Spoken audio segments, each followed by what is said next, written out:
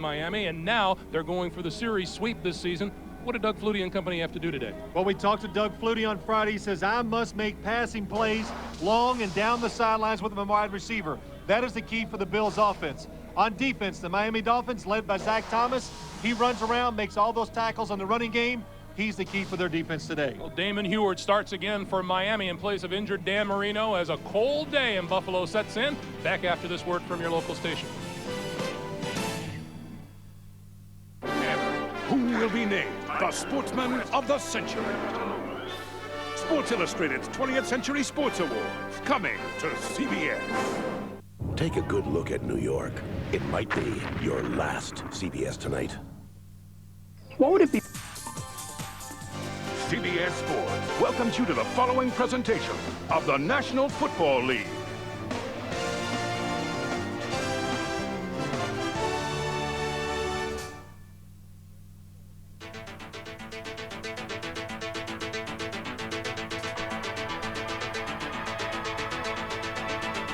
In Miami, there's a new look based on an old theme.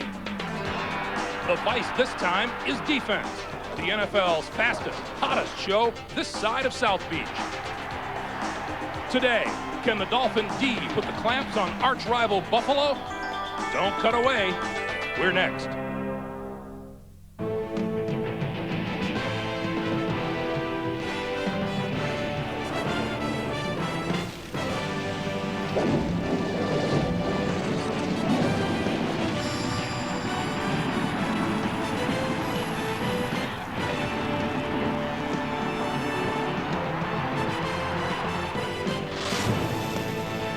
Ralph Wilson Stadium in Buffalo, New York. The Miami Dolphins have the best record in all of football. They take on the Buffalo Bills. And head coach Jimmy Johnson of the Dolphins says, you know what? I'm going to sit right here, and sooner or later, a football game is going to come along, and I'm going to watch it. As we welcome you back to Buffalo, can you tell this is a big game in the AFC East? Miami at 7-1. New England and Indy at 6-2, and Buffalo half a step back at 6-3, and would love to notch win number 7 of the year. There's Jimmy Johnson, the head coach of the Miami Dolphins. On the other side of the field is Wade Phillips, the head man here in Buffalo, looking to be having the best time of his coaching career. We're glad that you've joined us. Greg Gumbel along with Phil Simms and Armin Katayan. As I look at those pictures of the coaches, it looks like Wade is used to the cold weather. And Jimmy's over there, and the game hasn't started, and he's already suffering. So it's going to be fun. You know, when you look at this game, everybody, the big question is, how does a team from Miami come up, play in the cold and wind, and deal with the crowd here in Buffalo? Steve Christie set to kick it away, and the wind blows the ball off of the tee. And let's just say that won't be the first time that'll happen today. Well, it's actually died down a little. We came to the stadium a couple hours ago. It was probably blowing about 30 to 35 miles an hour.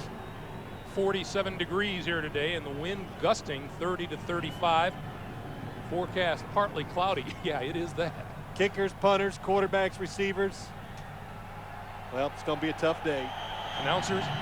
Well, it's nice up here. Brock Marion, J.J. Johnson are deep for the Dolphins. From the 2, it's Brock Marion. 20, 25. And out to the 28-yard line. Making his 4th start for the Dolphins is Damon Heward, the third-year man out of Washington. Relieved Marino at New England. Won that game and the 3 since. 4 touchdowns and 2 interceptions. When you look at this Miami offense, we talked to Jimmy Johnson about it last night. He goes, we are not conservative. What we do whatever it takes to win the game. We manage it the proper way. And talking to Damon Heward, he says today we will take some shots down the field, looking to try to get some big plays. Cecil Collins across the 30 to the 31-yard line, where Thomas Smith makes the stop. Let's take a look at the rest of the Miami offense now. Offensive line is Richmond Webb, Mark Dixon, Tim Ruddy, Kevin Gogan, and James Brown. The wide receivers. Well, first in the backfield, Cecil Collins, Rob Conrad. Wide receivers are Tony Martin and O.J. McDuffie, and Troy Drayton is the tight end. And now Collins is the lone back And the Dolphins go with 2 tight ends here on second down. Collins hit and thrown back at the line of scrimmage. Sam Cowart led the charge. Speaking of the defense, Phil Hansen, Ted Washington, and Bruce Smith. The linebackers, Sam Rogers, John Holisek, back after missing a couple of weeks with a leg injury, Sam Cowart and Gabe Northern. The cornerbacks are Ken Irvin and Thomas Smith. Kurt Schultz and Henry Jones are the safeties. There is Sam Cowart, leading tackler for the Buffalo Bills, watching on 3rd and long for the Dolphins. Intercepted. Antoine Winfield has given the Buffalo Bills terrific field position. It looked like the Miami Dolphins, what they did this time. O.J. McDuffie, 81, coming out of the backfield, and Damon Heward misreads the route. It's an option route by him coming out. He can hook it up. He can bring it across the middle. Look at the throw. Heward thinks he's going to stop. O.J. McDuffie goes across the middle. That causes the interception. Henry Jones was the man who got the deflection off of his chest. Winfield was there to pick it up, and Doug Flutie goes to work. 1st and 10 from his own 22-yard line. Straight ahead is Antoine Smith to the 20. A look at Doug Flutie. Almost 2,000 yards passing, 12 touchdowns and 11 interceptions, and has been under the gun a little bit here in Buffalo. Taking a little criticism up here. Listen, what quarterback in the NFL doesn't take some criticism, especially when your team loses? No matter how you play, well, that's just part of the job. Jonathan Linton now in the backfield on 2nd down. Moody comes this way, flips complete to his tight end Remersma.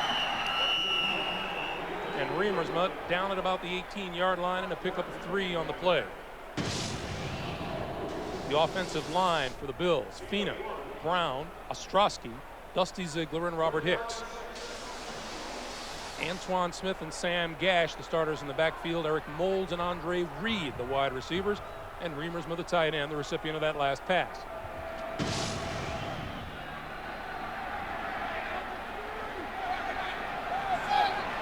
The Bills need the 12-yard line for a 1st down.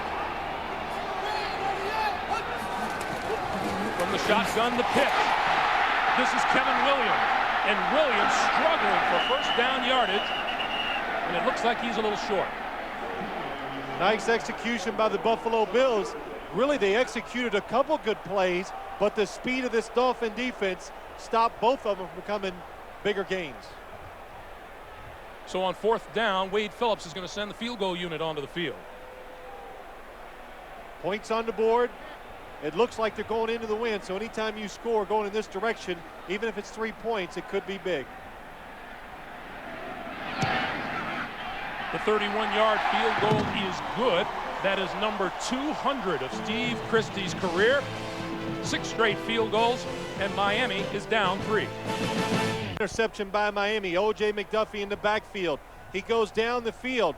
Damon Heward reads it. If it's a zone, hook it up. It is a zone. O.J. McDuffie keeps moving. Damon Heward, hey, first pass of the game, you're a little nervous. Throws a little behind him, causes the interception. For the 2nd time today, Steve Christie kicks it off. For the 2nd time today, Brock Marion from his 8 to 25. And forward to about the 27-yard line, Darrell Porter with the tackle. And we'll take a timeout here at Ralph Wilson Stadium and come back. Back at Ralph Wilson Stadium, the Miami Dolphins 1st down at their own 27-yard line. Damon Heward will go back to work through the interception on the 1st series, which resulted in a field goal and a 3-0 Buffalo lead. Conrad and Collins behind him on 1st down. Collins. Not much there. Phil Hansen with the stop. Working the sidelines today, as always, Armin Katayan. Armin. Thanks, Greg. You know, you mentioned the wind here and the unpredictable nature of it. The importance of having a good field goal kicker. It's really swirling down here. Steve Christie for Buffalo, one of the best in the AFC, 17 out of 21. On the other side, Alinda Mare, 26 out of 29. Why is it important? 6 times in the last 8 games, these games have been decided by 6 points or less. Back to you. All right, Armin, thanks. 2nd and 9. Fjord, quick drop, throws this side, incomplete, intended for Tony Martin. We were watching him warm up before the game, Phil. You said Damon Heward was having trouble throwing in this win. I thought he really struggled. That was just a good illustration of it. You got to be very confident and relaxed and just let the ball, just let it go when you're throwing into the wind or with it. And Damon Heward during warm-ups, Greg, did lose the ball, lost control of it quite often, and, well, that's not a good sign. First meeting between these two teams, Dan Marino and the Dolphins were 1 of 14 on 3rd downs against the Bills. They are 0 for 1 today from the shotgun. Fjord takes off, across the 30 to the 33-yard line. That'll be short of a first down. Sean Price, Marlo Perry converge on the tackle. See, the good thing is when you play offense for the Miami Dolphins, just like that first series where he threw the interception, it really illustrates it. You can make mistakes. You can go 3 and out and punt it because your defense has the ability to bail you out. Tom Hutton averaging 41.8 yards a punt. Gets off a good one to Kevin Williams, who drifts back to his 15. 20, 25, and out of bounds at about the 27-yard line. 52-yard punt and a 13-yard return. And Doug Flutie and the offense go back to work when we come back to Buffalo. The thing you can say about this day is it's a little bit chilly. Look at all the short sleeves on the Buffalo side of the football. 11 guys in offense, 11 players, no sleeves. That's impressive. Either that or stupid. I don't know. Antoine Smith bullying his way for a first down. Terrell Buckley and Brock Marion finally tackling him in the secondary. Let's take a look at the Miami defense. Up front, Rich Owens, Tim Bowens, Daryl Gardner, and Jason Taylor. The linebackers, Derek Rogers, the ever-present Zach Thomas, and Robert Jones. Terrific cornerbacks in Terrell Buckley and Sam Madison. Brock Marion and Sean Wooden in for the injured Calvin Jackson, suffering from a sprained left hamstring against Tennessee last week. Straight ahead running again for about a yard pickup is Antoine Smith. Greg, we said in the opening of the game, the Buffalo Bills, well, they like to take this ball and just try to run straight at Miami's defense if you can. That's hard to do. But if you throw it, they give you an opportunity, this Miami defense. If you want to have success, it's got to be on the outside of the field, and Doug Flutie thinks down the field. Thurman Thomas still injured along the sideline. 2 tight ends and Jonathan Linton in the backfield now. That's Linton in motion. Quick drop pass over the middle is incomplete, and a penalty marker flies. Intended receiver was Eric Moles. Well, that's Derek Rogers, linebacker. Tony Correnti, our official. And the interference call goes against Miami. Pass interference. Defense, number 59. Automatic first down. Here it is, Eric Moles, Derek Rogers.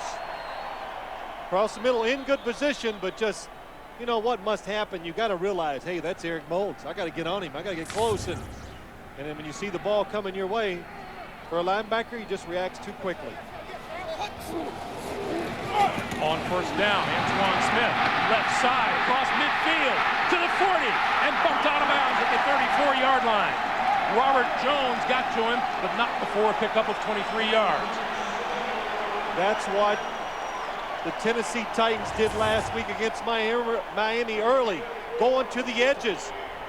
Sam Gash gets a good block on Patrick Surtain, and then just good hard running by Antoine Smith. The Buffalo Bills, now they have 2 running backs, Antoine Smith and Jonathan Linton, and when they get in there, either one, doesn't matter who carries the ball, the one thing you know is that they are going to run hard. Linton is the man behind Gash now on first down from the 34. Linton with the handoff across the 30 to the 29 and a pickup of 5. You said something on the last play, Phil. You said a good block by Sam Gash. That almost always happens. Well, see, there's degrees. Good means just average for him. It'd be good for a lot of people. For Sam Gash, usually it's a great block. His guy usually hits the ground or his guy's trying to avoid him, whatever. But Sam Gash, the best blocking fullback in the National Football League, without question. All you got to do is just watch him a little during the game, and he'll convince you quickly.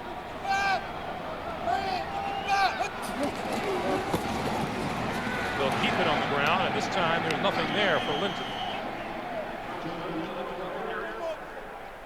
You know, Greg, you talk about Sam Gash, and you hear we say a lot of nice things about players all the time, but when you watch him on film, do a game, and you see how he's such a good lead blocker, talk to the opposing team. Talk to the linebackers. They'll let you know.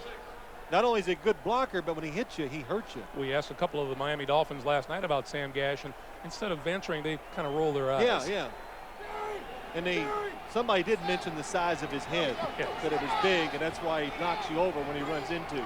4 wide receivers on 3rd and 6 for Flutie. Has time, throws, far side, it is incomplete. Overthrew Kevin Williams, his intended receiver. Well, the one thing when you're playing against this Miami defense, you got to be patient. You're just not going to go out there and drive the football up and down the field on them. And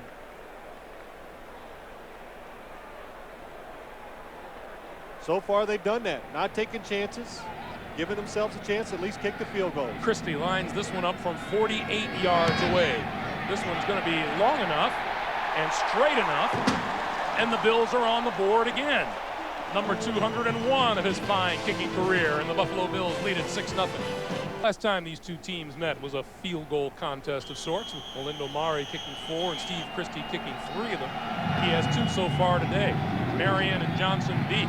Short kick, and this one picked up at the 17 by J.J. Johnson, and he's down at the 25. Tonight on CBS, when New York is devastated by a massive earthquake, millions of people leading separate lives must come together in order to survive. Don't miss Aftershock, a world premiere miniseries, tonight on CBS. There's an aftershock. Well, that'll cause an earthquake if he walks through your house. Ted Washington anchors the defensive line for the Buffalo Bills. Dolphins with just 4 total yards on a slow start here today. First down. Hewitt throws this side, way overthrows his intended receiver, Tony Martin. Well, we had a chance to talk to Damon Hewitt last night, and unassuming, I guess that's the best word for him, and in a really touchy situation down in Miami with the Dolphins winning 3 starts since he's been the starting quarterback, and a lot of controversy, but I'll say this, he's handled the whole situation very well. Handling it perfectly. Yeah, he really is, and that's what he should do. 2nd and 10. He'll throw again. This one complete at the 30-yard line, and forward to the 32 is O.J. McDuffie for a 7-yard gain. And, you know, Hewitt has really, you know, as we said, he's played it well. You know, he knows that Dan Marino's situation is a bit touchy. Jimmy Johnson, however, not pulling any punches, especially with the local media down in Florida. Well, it's a big controversy, Greg. Anytime you talk about quarterbacks right away, it's a big story. Then put Dan Marino in it, then you got a tremendously big story. So, but here's a situation, 3rd down, off illegal substitution. 12 players in the offensive huddle. 5-yard penalty remains, 3rd down. Well, that's a big penalty against the Miami Dolphins. Trying to get their first down, get things moving. And I was getting ready to say the last time these two teams met, the Miami Dolphins on 3rd down were a smooth 1 for 14. And really, since that game, they've been one of the better teams in the National Football League picking up 3rd downs. Bruce Smith exhorting the Buffalo fans here. 4 wide receivers on 3rd and 8.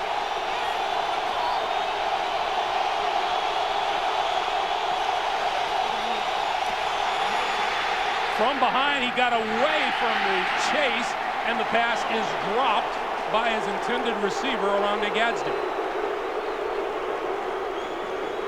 Bruce Smith almost got there for his 3rd sack of the year. Well, Bruce Smith gets close. Watch him come around the corner up top of your screen. Damian Heward steps up, just throws it a little too hard for Oronde Gadsden to make the catch.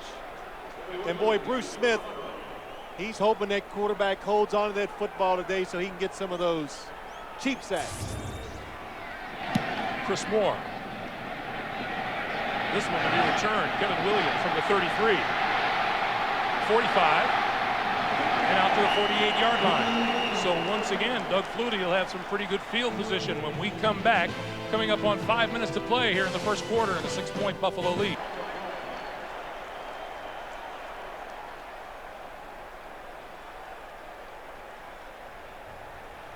Well, that's one way to get a big play on offense.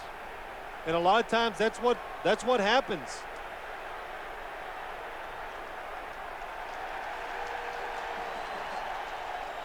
Jimmy Johnson saying the ball was way overthrown and therefore could not have been caught. But you know, Eric Moles did slow up going down the sideline. Well, I know, but the question is, did he slow up because Terrell Buckley had a hold of it? Defense, number 27. Automatic first down. See, it's hard to talk about was it catchable, was it not, because if a wide receiver, here we go, Eric Moles against Terrell Buckley, you're running down the field. Well, Terrell Buckley got that arm out, grabbing. Oh, that is definitely grabbed him twice. Now you got to make a judgment. Well, he grabbed him 3 times. Could he have got an extra 10 yards? Maybe so. From the 26. Flutie steps up, throws far side, threw it away. Bobby Collins, tight end, was over there. It'll be 2nd down. Now that time, the Buffalo Bills, they tried to come right back at Terrell Buckley. They had a fake 10-yard out, and he ran up the sideline. Terrell Buckley had nothing to do with that, stayed back and had good coverage. You know, we were talking about the criticism Doug Flutie's been under. It really started in a game we did 3 weeks ago, Phil, in Seattle, where he came off badly, but both Flutie and his coach, Wade Phillips, think that he performed very well that day. Thought it was one of his better games of the year because he competed, he made plays where the rest of his teammates were not helping him. Penalty marker on the play. And Linton can't get anything outside. But you know, Craig, talking about that, getting criticized by the local media, it happens to all athletes, especially a coach and a quarterback. It's okay to be sensitive to it. We're human. You know, be sensitive. It used to hurt my feelings, but you got to keep it to yourself. That's the main thing. You just got to take the criticism. You got to move on as an athlete and don't react to it, especially publicly. Of course, you get your feelings hurt when you have Prior to pay to for the dinner. snap and any other action, false start. On the wide receiver on the left-hand side, 5-yard penalty remains 2nd down. Moles number 80. Let's see what happens. Oh, a little flinch there. That's enough to do it. So instead of getting a big advantage out of this, the Bills are backed up. No, wait. Let's go back here a second. Are you trying to tell everybody I'm cheap? I didn't say that. I just don't want to pay for your meal because you ordered the whole left side, so it's just not right. How much for the foie gras? Yeah. Some champagne. The 31, the yard line. Flutie to the right. Going to keep it. Diving across the 30-yard line and a pickup of 2 on the play.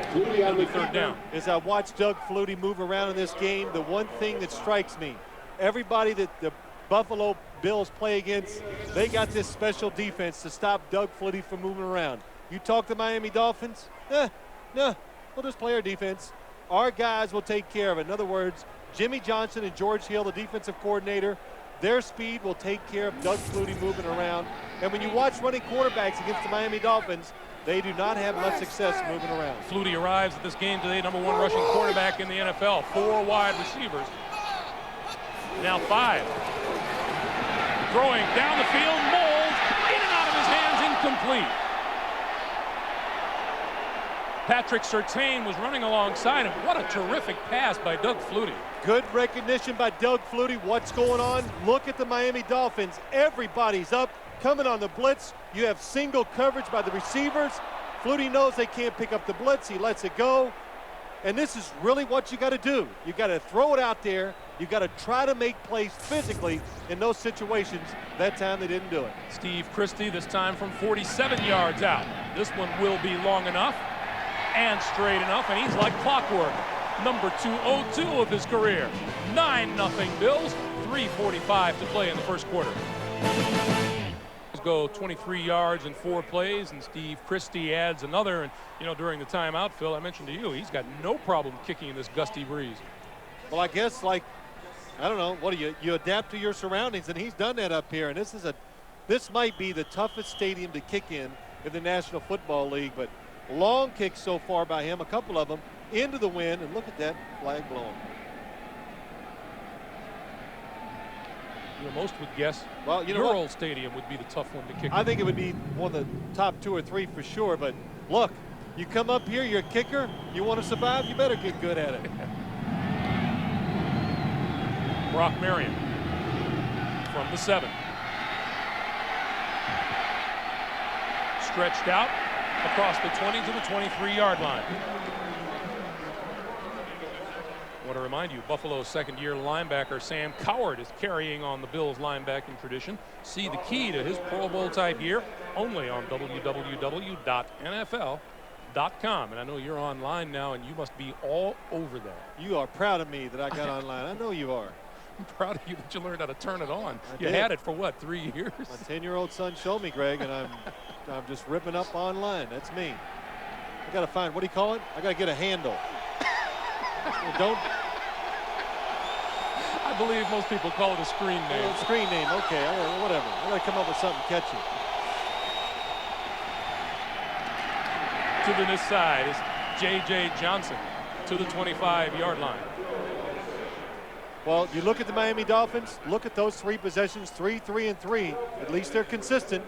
But your concerns, what we think of this game, it's come true so far. A warm weather team coming up here, Buffalo at home, at their stadium.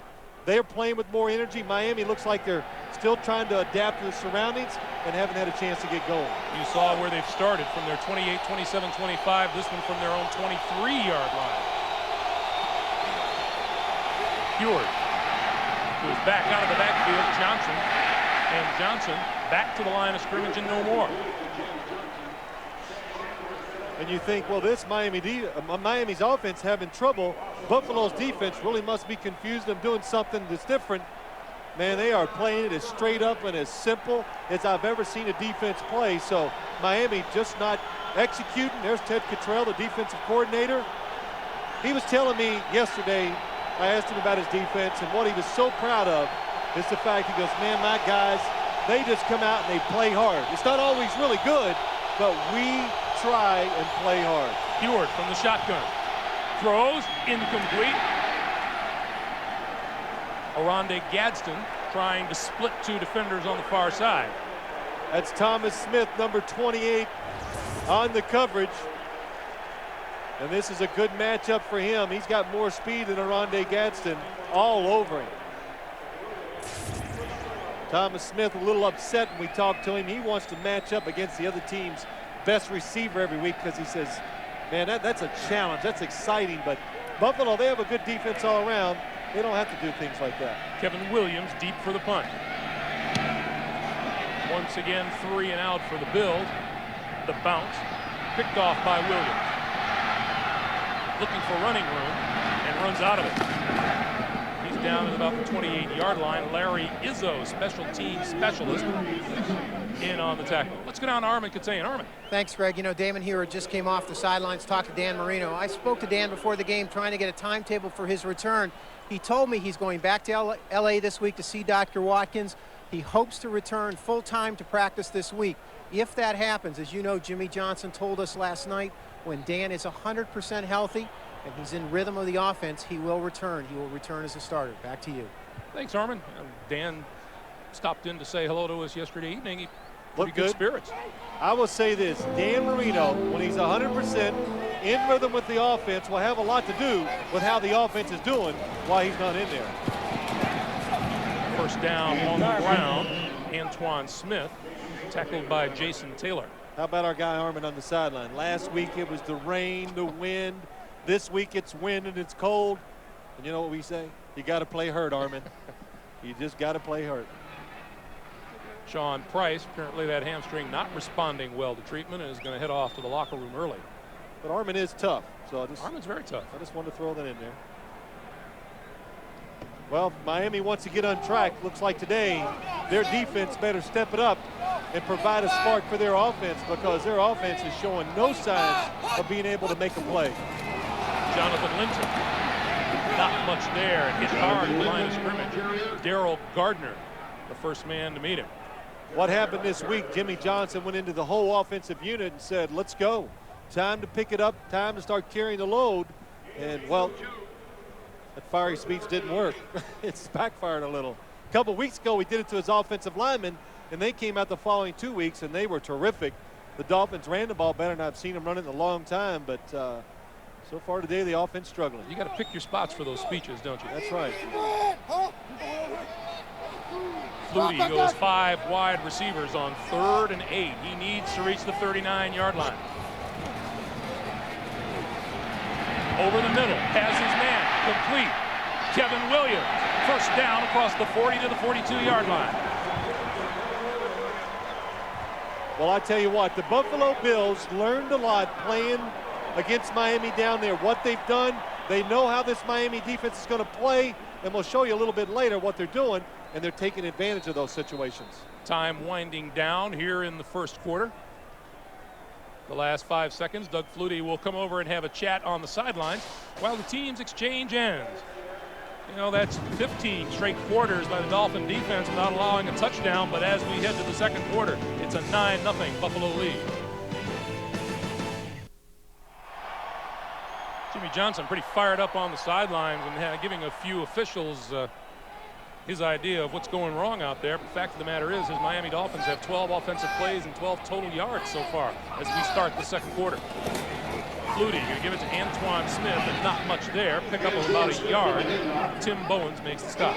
Well, let me show you what Buffalo learned in the first meeting with the Miami Dolphins. And it's hard for a quarterback to see all these things. Here's Eric Moulds. They're going to double him with the safety. Then watch Zach Thomas. He's going to help double Jay Remersma, the tight end inside. And then Kevin Williams, look at that, nobody inside. Now you say, well, they should be able to figure that out, but there's so much that happens on defense. You got to have an idea of what's going to happen if you're a quarterback. Buffalo saw that in the first game. They weren't ready for it.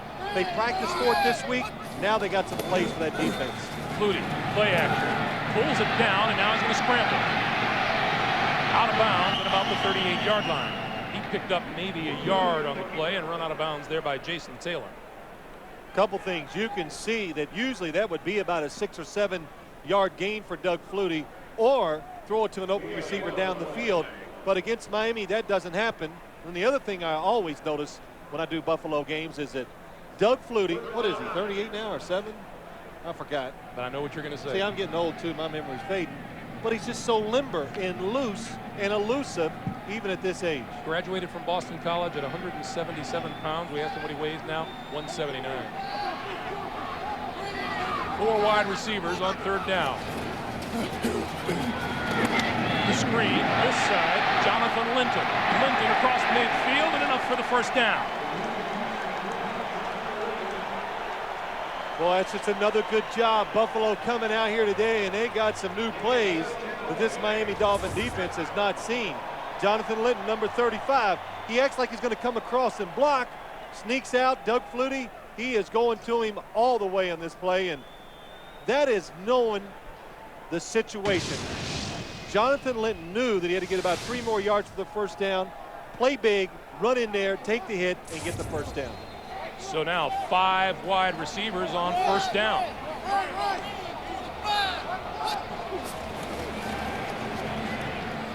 Flutie throws this side. It is incomplete. Eric Moulds had it in his hands and dropped it. Well, Eric Moulds, again, I tell you what, it doesn't matter where this guy lines up. Hit number 80. Brock Marion's on him, but you can't see. Here comes the safety.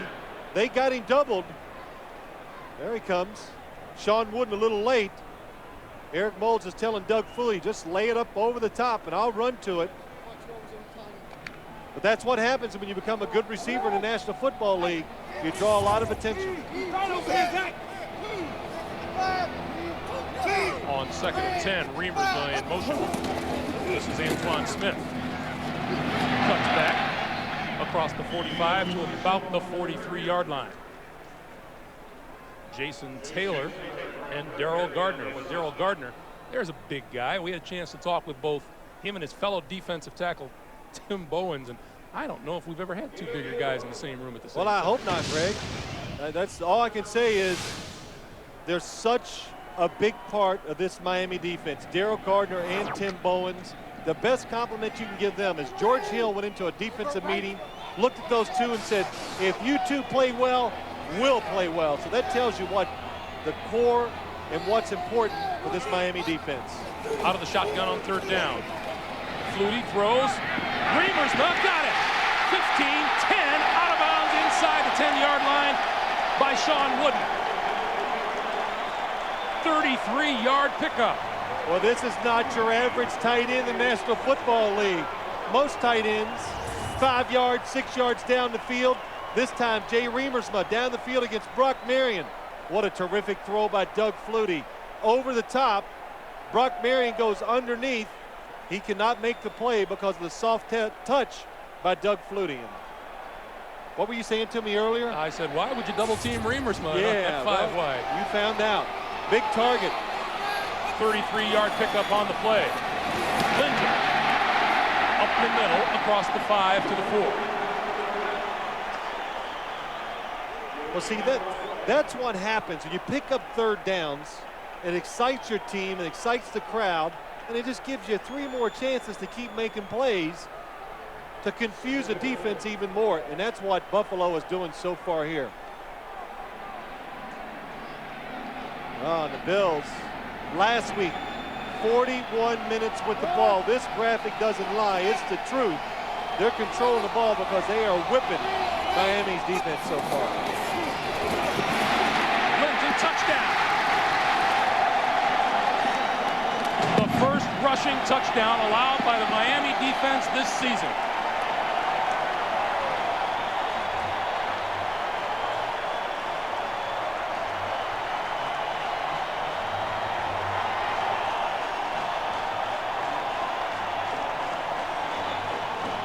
That also breaks a streak of 15 consecutive quarters. The Miami defense had gone without allowing a touchdown. Well, we saw, well, so far today, in a little over a quarter, we've seen everything from the Buffalo Bills. The number one thing we've seen is just players coming out, being ready and being physical. Christie's extra point is perfect.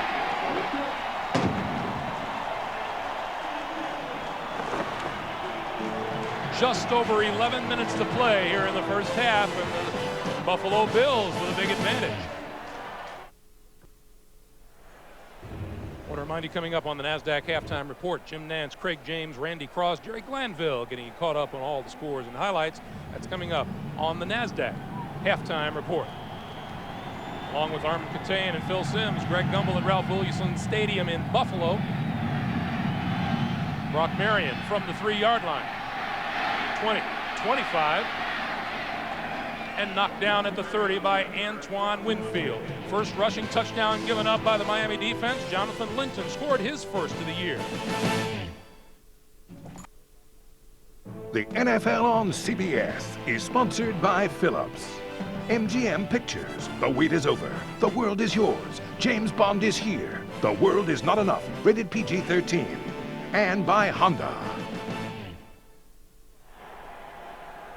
Just under 11 minutes to play here in the first half, and Buffalo has jumped off to a 16-0 lead on the Miami Dolphins, who've allowed just 22 points the last 3 weeks. They've already allowed the Bills 16. Look at the total yardage. That'll tell you what's been happening here so far today.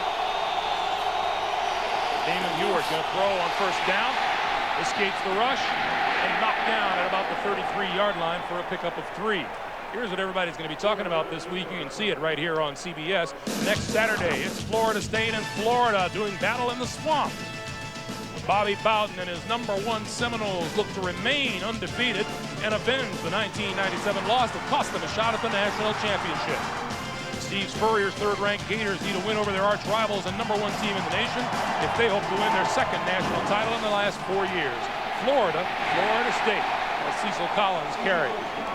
We remind you that it all began on Saturday with Tim Brando and Spencer Tillman on Volkswagen College Football Today. Now we have a player down on the field.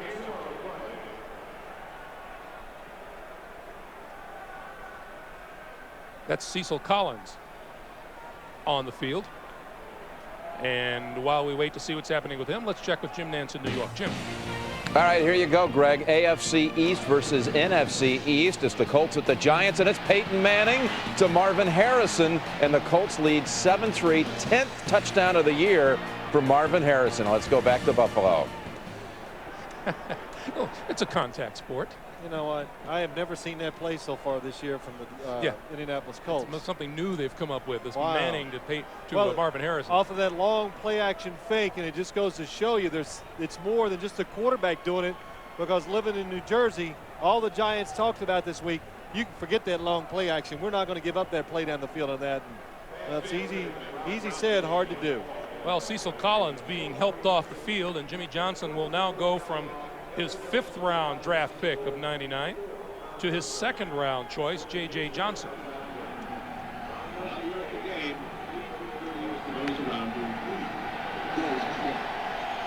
Third and 5, and the Dolphins don't have a 3rd down conversion yet today. Stanley Pritchett in the backfield.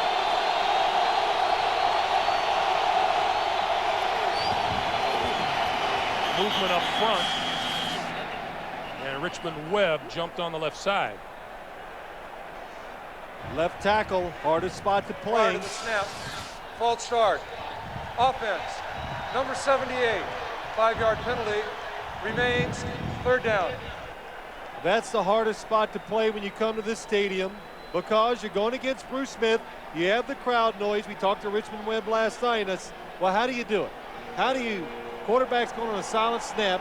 He says, well, you got to watch your defender, the football, and everything at the same time. And well, you can understand why every once in a while they're going to move a little early. 4th Miami penalty of the day. 3rd and 10. Heward on the run, throw sideline, complete. O.J. McDuffie, and enough for a 1st down. Well, that is a quarterback just in front of trouble all the way. Watch Damon Heward as he drops back, and the Buffalo defense just keeps hustling. Marcellus Wiley right there, and finally they make a play just to get it moving. Give your offense some rhythm. Give it a chance. First down the Dolphins have earned on offense today. You look at Heward's numbers. Pritchett and Johnson in the backfield. This is Johnson. And nothing there. We had a chance when we were talking to Wade Phillips. We were talking about quarterbacks. We were asking him about Damon Heward, and he goes, well, he hasn't been in a real adverse situation yet, and I sure would like to put him into one to see if he can handle it. And I think this would classify as an adverse situation right now. Down 16-0 up here. You know, a couple of weeks ago, we talked to Damon Heward. Just walking into the stadium in Oakland is an adverse situation. Cecil Collins, questionable return with a left ankle injury. Meanwhile, his substitute, J.J. Johnson, picks up a couple. Still working on Collins on the sideline. The Miami Dolphins, I think they were hoping and thinking, well, I know they were, that they could come into this game and had a chance to run this football at the Buffalo Bills, because their offensive line, yards per rush, Dolphins 1.4. Because the offensive line for the Miami Dolphins is intact, it's healthy. Mark Dixon's back, Richmond Webb feels good. But so far it hasn't helped. 3rd and 7. Heward throws far side, complete. Good pattern, good pass, and a 1st down for Miami. Tony Martin is there for the catch. Now that was an impressive protection by the offensive line. And Damon Heward, for the first time all day, steps in and really throws the ball perfectly on a line into the right spot to Tony Martin. Hard for the Dolphins last year to throw patterns like this because they just didn't have enough speed outside to make defenders run away and be afraid of the deep ball. Now they can do that because Tony Martin, if you don't play back, he'll run by you. In his 10th season, Tony Martin, career reception number 500. First down, Heward to throw. Little arm fake, throws down the sideline and overthrows everybody, incomplete. Tony Martin was the intended receiver, but let's look at what Damon Heward went through. Well, so you want to be a star in the National Football League? Look up front. Just a push. Pat Williams, number 93. Well, that's not too bad. No. It's easy for us to say, though. That's not bad. I hardly felt a thing. What did I say to Damon Heward? You know, I said, how do you feel? He goes, I feel good. And all these things. I said, yeah, you've been playing on grass. Wait till you wake up tomorrow or Monday morning after getting knocked to this turf by this Buffalo defense. First time he's playing on artificial turf in 3 years. Heward throws out here, complete, Pritchett. And Pritchett brought down short of the 35-yard line. Well, that was something a little different by the Buffalo defense. Bruce Smith, they get a little blitz coming on the outside. Watch, Sam Rogers is coming. Bruce Smith does a little game, comes to the outside, gets the hit on the quarterback, and I know what he's thinking. What do I have to do to get a sack on these quarterbacks? All week long, Bruce Smith has been talking, hey, he misses Dan Marino. This is playing against him. His comment was, it's like Bonnie without Clyde. Well, I don't think you were partners with Dan Marino down there, Bruce. 3rd and 7. Here comes the blitz, and down goes Heward. Bruce Smith got there. Well, here's why it happens. Buffalo usually does not, they only bring 4 people, so when you rush 4, you can double Bruce Smith. This time they bring 5. Now you're singled up. Richmond Webb has nobody helping him, and whoa, what a hit by Bruce Smith. So you think he's slowing down, huh? Career sack number 167, number 2 all time behind Reggie White. Kevin Williams deep for the punt. Nice high punt. Williams will let it bounce, and it's going to roll into the end zone. Just under 6 minutes to play here in the first half. Bruce Smith with his first sack of the day, and Buffalo up 16. What happens when you get Bruce Smith singled up and you show a blitz? Well, if you're a quarterback, look out. Ow. And that is flush, that is hard, and that hurts. On first down, Antoine Smith going to try the left side, trying to turn the corner, and can't. There's a penalty marker flying out of the defensive secondary.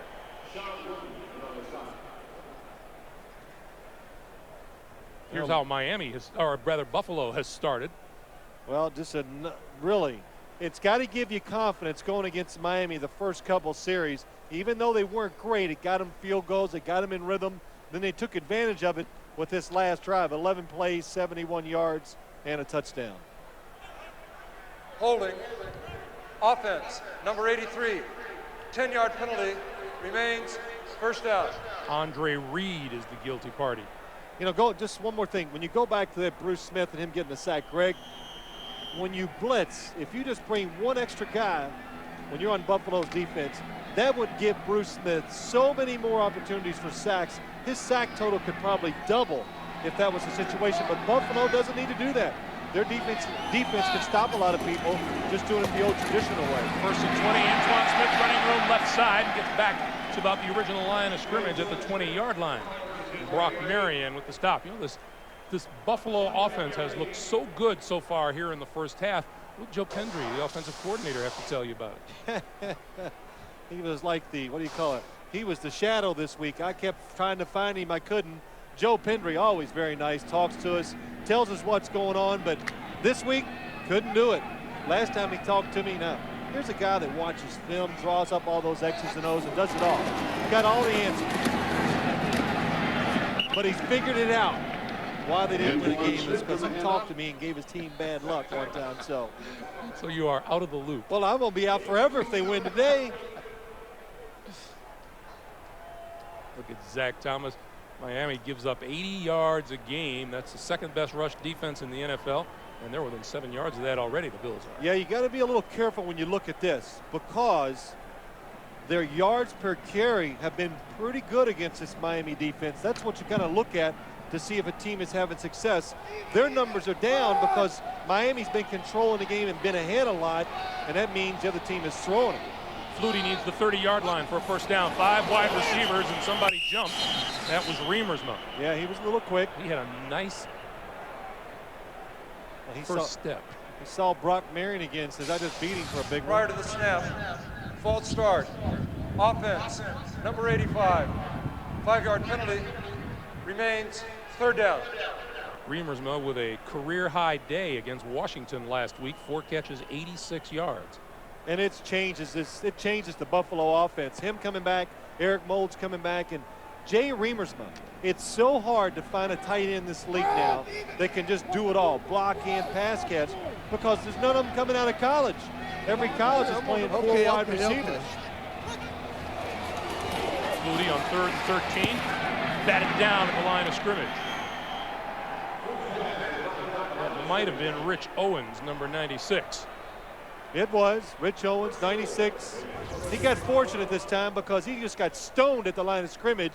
Doug Flutie thinks he sees somebody open down the field. What a smart thing by Rich Owens. If you can't get back there, at least try to raise your hands, create some confusion for the quarterback. So Chris Moore will kick it away, and he'll kick it to Nate Jacquette, who leads the NFL in punt return average, 17.5 per attempt. Jimmy Johnson trying to get him to move up. Good thing they did.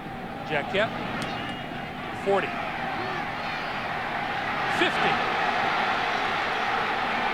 and is finally dragged down and pushed out of bounds inside the 35-yard line.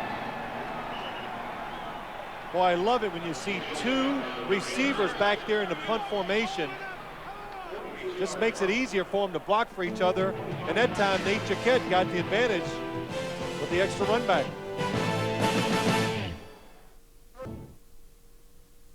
The NFL on CBS is sponsored by Gateway and by Pizza Hut, home of the stuffed crust pizza.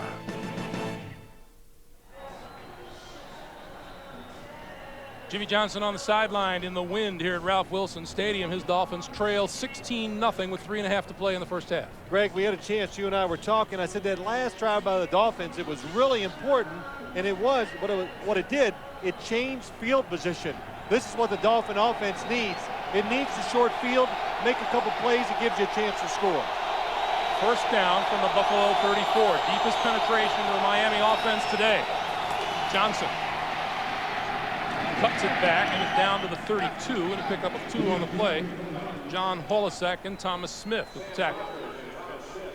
Clock continues to move as we come up on 3 minutes to play in the first half, and Cecil Collins, with the injury to his knee and ankle, his return today is questionable.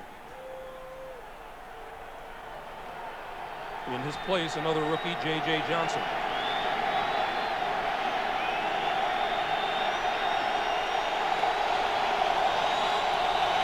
Stewart will throw on second down. Far side has his man at the 20, and it's complete to Tony Martin. Well, we've seen this play once before today. Again, Tony Martin on the outside, number 80. Just acting like he's going long. Nice move, stops. Ball's in the air. Perfect execution by the Miami Dolphins. So it's a first down now to the 19-yard line. Miami trying to find some offense. It's an offense that has generated just 4 touchdowns in the last 3 games. Johnson straight ahead across the 15 to the 12. And that likely will be the last play before the 2-minute warning. That's the first time all day I thought the Miami Dolphins offensive line actually won the battle at the snap. Jimmy Johnson saying, hold up for the 2-minute warning, which hits us right now. 2 minutes to play in the first half, and the Dolphins threaten.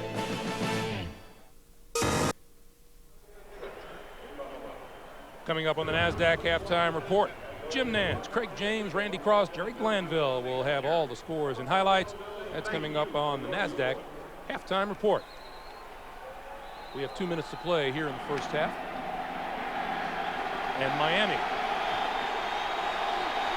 at the Buffalo 12-yard line. Red zone offense has not been a strong point for them this season. Conrad. Maybe a yard to the 11. You know, they get in the red zone a lot of times. They're not under the pressure to score because they're dominating games. Well, today, they got to execute down here. They need a touchdown in this situation. Second tight end, Hunter Goodwin, comes onto the field for Miami. Tight ends have not caught a pass for Miami in the last 2 games. 3rd and 2.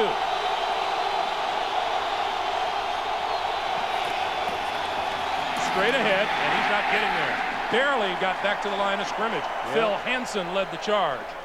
Well, listen, they ran the football that time because Jimmy Johnson was thinking, if we don't make it, it's close enough, I'll go for it on 4th down. But they have a hard time getting back to the line of scrimmage. Oh, Ted Washington takes the block. Phil Hansen, and then Ted Washington, who got blocked by the tight end coming down, gets back into play. But number 90, Phil Hansen, is the one that stops the run. 30-yard field goal attempt. Olindo Mare has made 24 of his first 25 field goal attempts, missed 2 of his last 4. This one is good. So the Dolphins get on the board with 45 seconds to play here in the first half, and Buffalo's lead is down to 16-3. Well, still a good job, good drive of the Miami offense, getting some points. The drive before created field position. Their defense came out, stopped Buffalo's offense, and that's what got them the 3 points. But for the Miami Dolphins to get back in the game and have a chance to win, it's going to rest. Their defense is going to have to make a play, make turnovers, or just consistently stop Buffalo's offense. Well, if nothing else, it's good for the psyche of the Miami offense that they have been able to move the ball on Buffalo for the first time today. Well, yeah, at least they got a couple first downs. Yeah. I think it's saying it better. I thought you were going to question me about the word psyche. No, I was good. No. I wasn't real sure of it myself.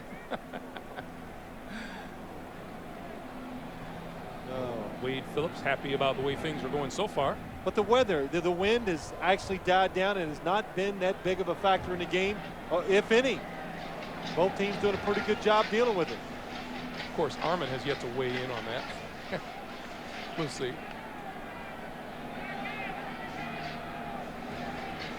Now, you know, Jimmy Johnson has really, over the years, I'm looking at the Buffalo receiving team not going too far back because he loves the onside kick, but I don't think he'll try it in this situation. Line drive kick, Kevin Williams. Going to let it roll all the way down. Now from the 5 and not going anywhere at all. Not a great looking play by Kevin Williams, but time is running out here in the first half. Let's remind you, Tuesday on CBS, America's #1 action drama. Has the officer in command of the war on drugs become a smuggler himself? An all-new Jag, Tuesday on CBS. Greg, I think that was important that time. Kevin Williams fielding that ball and running it out. They're on the 10-yard line. Miami has 3 timeouts. They could stop it after all 3 plays, make Buffalo punt. You still would have time for 1 or 2 offensive plays. And a pretty good offensive weapon on the sideline for Miami and Olindo Mare. 38 seconds to play here in the first half.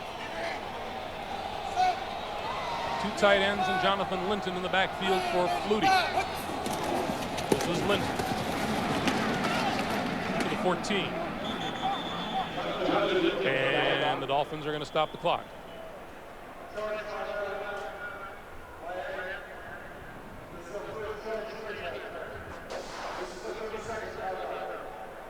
Yeah, something you got to do. Jimmy Johnson, right. There's a lot of situations here. Greg, we've talked about it before.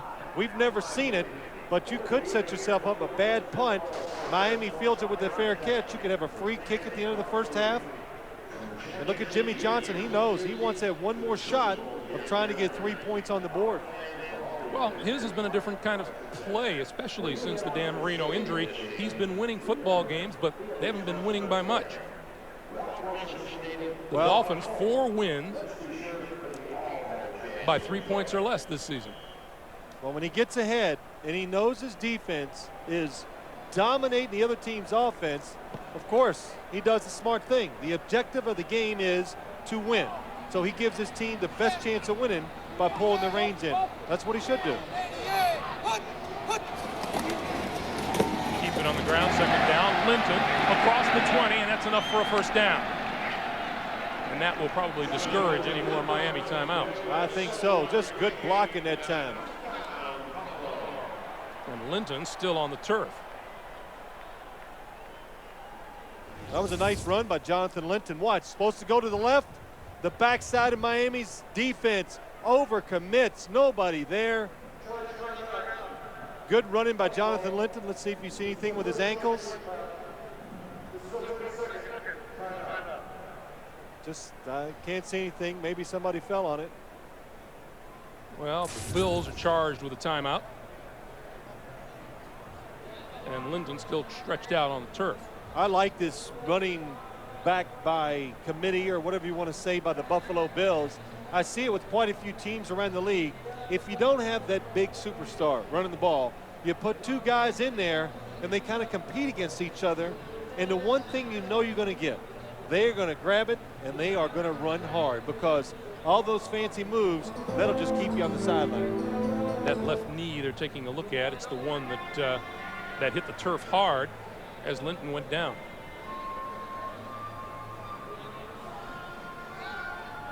Playing a little music here. It's been a kind of a musical day here so far in Buffalo. Say, can you see by the Backstreet Boys did the national anthem. They're performing here in concert, and as they were playing music before the game, that's Ted Washington on the right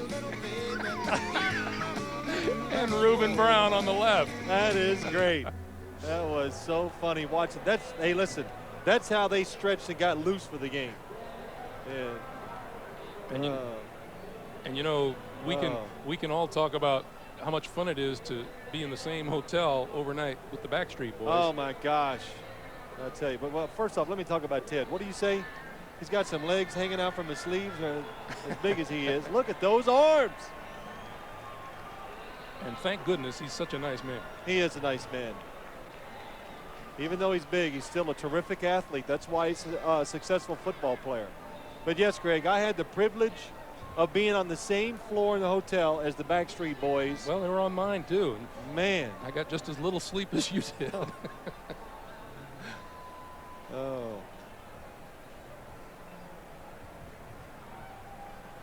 Well, that's a good sign. At least Jonathan Linton is walking off a little under his, even though he's limping. Linton limping to the sideline. Hopefully it's not too bad. And Doug Flutie will just take a knee here and kill the rest of the first half. And that will take us to halftime. It's been a pretty good first half for Doug Flutie and the Buffalo Bills. Flutie jogs off the field. And we go down to Armin Katayan. Armin. Thanks, Coach. I guess the simplest way to put it is what's gone wrong and how do you get back in this thing? Well, you know, we've got to make some plays offensively. We've got to get some kind of little running game going. The other thing is defensively, we've got to tackle better, and obviously we're just not playing real well. All right, Coach. Thanks a lot. Greg?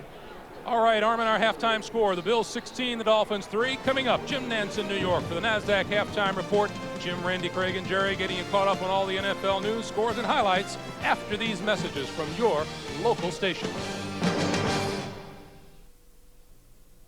CBS Sports presentation of the NASDAQ Halftime Report is sponsored by the NASDAQ Stock Market.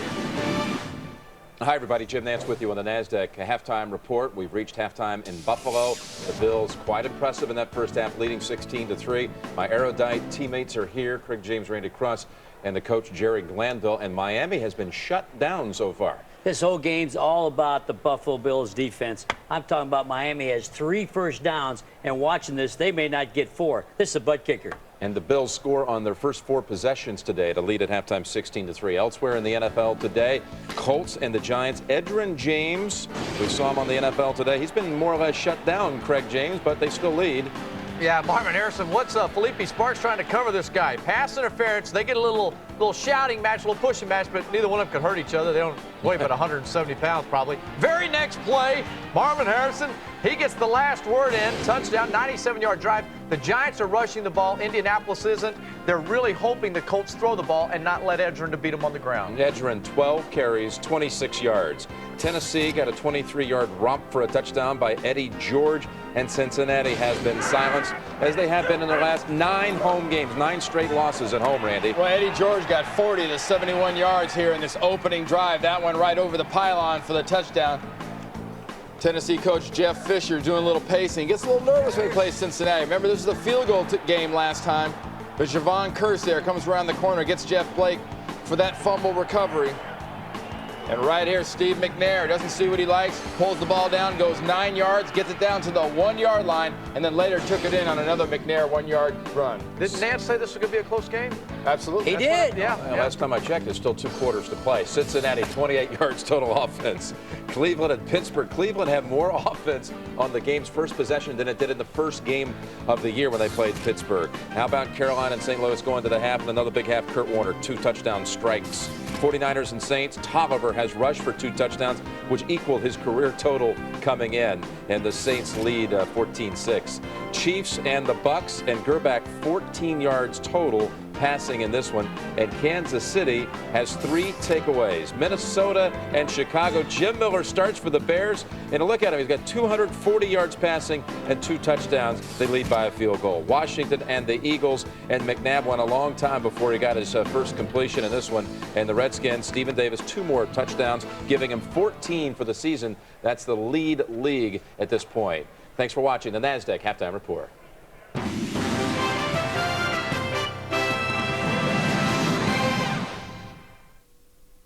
CBS Sports presentation of the NASDAQ Halftime Report is sponsored by the NASDAQ Stock Market. All right, welcome back to our New York studios, the NASDAQ Halftime Report. Coming up next here on CBS, right after football, final round coverage of the Franklin Templeton Shark Shootout. Bill McAtee is in Thousand Oaks, California to set the stage. Thank you, Jim. Another magnificent day in Southern California. Later today, we'll have the final round of the Franklin Templeton Shark Shootout. The story so far this week has been the play of Fred Couples and David Duvall. And here's Freddie at the first hole after a 320-yard drive. And they went on to make birdie to get the team to 22 under. The format in the final round is a scramble. Meanwhile, Peter Jacobsen and John Cook, runners-up a year ago, here they are for eagle at the second hole. The putt by Jacobsen falls, and that moves Jacobsen and Cook into second place at 17 under. Now, Couples and Duvall at the second hole, and here's David Duvall's try for eagle. Fred Couples had already missed his, but they went on to make birdie to get it to 23 under. So, Jim, no salary caps to worry about out here, just a great-looking shootout shaping up at Sherwood. Let's go back to Jim Nance and the guys at NFL Today. And we're looking forward to that after football indeed. Fred Couples trying to win, in fact, for the 3rd time with a 3rd different partner, having won before with Raymond Floyd and also with Brad Faxon, now with David Duvall. That salary cap, they're talking for you. That salary cap, you know, Couples don't have to worry about that. That tempo. Tempo's just like mine. Sweet. Oh, yeah. Sweetness. Really reminds me a lot of your swing. None of it. Just like it. Okay. Shark Shootout later today here on CBS. And the NFL on CBS will continue in just a moment.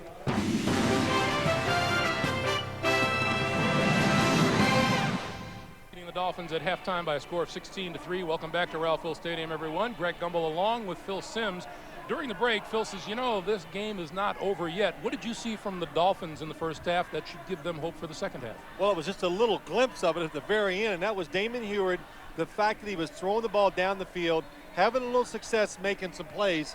That's, I think, if Miami wants to get back in the game, it's going to be the quarterback, Damon Heward, who does it. All right, Phil, let's take a look at the halftime statistics. Time of possession is just about the same, but look at the total yards, 144 to 41, and to 64, and look at the rushing yards, 84 to just 23 for Miami. The biggest surprise of all in the first half is that Buffalo just came out here, I think, and physically their offensive line dominated the pace of play and enabled them to run the football and have success.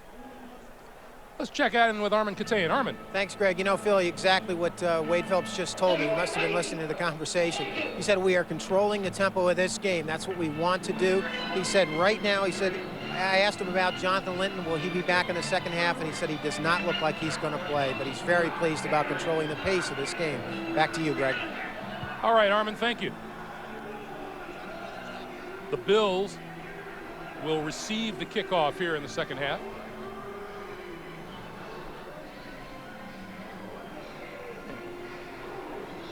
That means Doug Flutie will get to work on offense right away. His numbers today, 5 of 10 for 60 yards. Some big passes that have led to scores. Damon Heward kind of struggled, I thought, at the beginning, just controlling the football, but threw some nice passes to the sideline to Tony Martin, which makes you think, hey, he's gotten used to the elements, and he should have a better chance of having success in the second half. Would you say that this stadium probably gave you some of your worst days trying to throw the football? Well, that's hard to, you know, put it in words, Greg. I got a lot of those. Hey, I came up here once in September. It was a night game. I'll never forget it. I walked out and I went, oh my gosh, if it's like this in September, what's it like in November? It was windy, rainy, and it was cold, and yeah, we lost. Well, bad news for Jimmy Johnson and the Dolphins. Cecil Collins has suffered a broken left fibula. He will not be back today. This is Kevin Williams inside the 5 to the 25 and to about the 29-yard line. So the rookie out of McNeese State is gone for a while. Well, you look at this game, Greg, I talked about Damon Heward trying to get the Dolphins offense going, get it going, get them back in the game. But the defense, the Miami Dolphins, they're built to succeed because of their defense. Jimmy Johnson, through the drafts, through everything he's done, is to make his defense successful. So that means they got to come out here and stop Buffalo in some 3-and-outs, give their offense the ball a couple times quickly to let them get a chance, get in rhythm, and get going. Bills start with 2 tight ends and Antoine Smith in the backfield. Flutie pulls it down, waves his receiver downfield, and now throws, lobs it, and it's incomplete. Pretty dangerous looking pass. Jay Reamersma with a hand on it between 2 defenders. Boy, the first play of the second half was almost a big turning point there. Doug Flutie, when you see there's a safety in the middle, Marion, he scrambles out. Now he's going to run and try to hit Jay Reamersma breaking up the field, but Brock Marion standing there the whole time. Ooh, just doesn't make the play. That is the one thing you think and you want to do if you're an offensive player now for the Buffalo Bills. Make Miami come out and win the game. Don't give them a chance like that to get back into it. On second down, Smith to the 25. Zach Thomas, Brock Marion in on the stop. Little change in adjustments by the Miami defense. Right away, 2 plays. You can tell, I've seen, going to get after the quarterback maybe a little more and put more people near the line of scrimmage to stop some of those really off the tight end position with those running gains. That's where Buffalo had success running the football. George Hill, the defensive coordinator for the Dolphins. 5 wide receivers on 3rd and 9.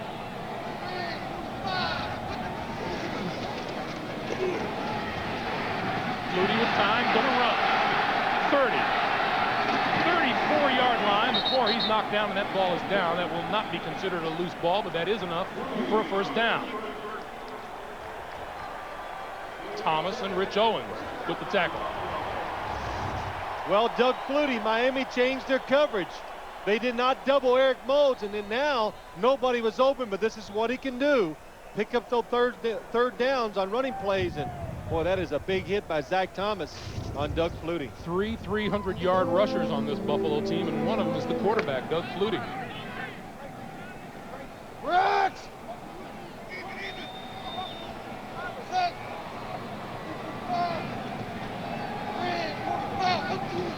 Reamersma in motion. Here comes the blitz. Flutie going to throw it. It is incomplete and almost intercepted. Eric Moulds and Terrell Buckley doing battle down the far sideline. I don't know, sometimes when I watch the Miami corners, I just think they wear the officials out. You know, just sooner or later, watch the hand battle that goes on. Terrell Buckley, Sticks that right hand up there. Eric Modes fights back. Not too bad that time. But there is, for hand-to-hand combat. there is a lot of contact when you look at these Miami corners. And there's got to be. You're out there by yourself. Nobody helping you. 2nd and 10.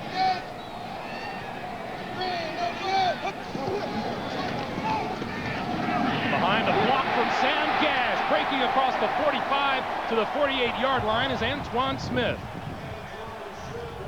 Well, 13 yards and a first down. I'm sorry, Greg. Here's what happens to a defense. A couple things. One, you got to know it's Sam Gash. Watch Jason Taylor.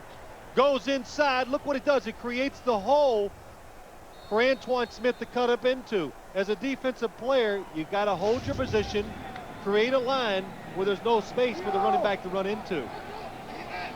And a good adjustment by Sam Gash getting the block.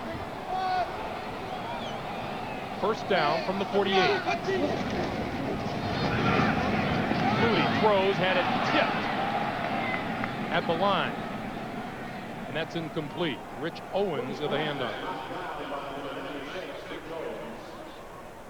I know you've heard me say this before, but Greg, you remember last year that play was just like automatic. Every offense in the league was running it, 6 yards, 7 yards every time you did it, maybe bigger. Denver made a living on it. That was their whole passing game almost. This year, well, you might complete it, but it's usually for 2 yards. Defenses learn, react better. Like anything, once you see it a lot, you get good at covering it. You better.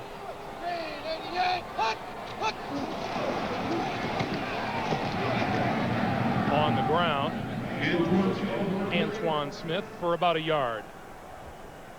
Well, Sam Gash he's upset. His guy probably got close to making a tackle. Watch him, number 33. We said earlier he's going to block Derek Rogers, number 59. Oh, doesn't quite get the crushing block on him. Oh, yeah. He got his hand out there. Sam Gash told us on Friday, he says, it upsets me if my guy even gets on the pile of the tackle. And which way you going? 3rd and 9. Okay. And 5 wide receivers for Flutie. Throws, far side, complete. First down to Andre Reed.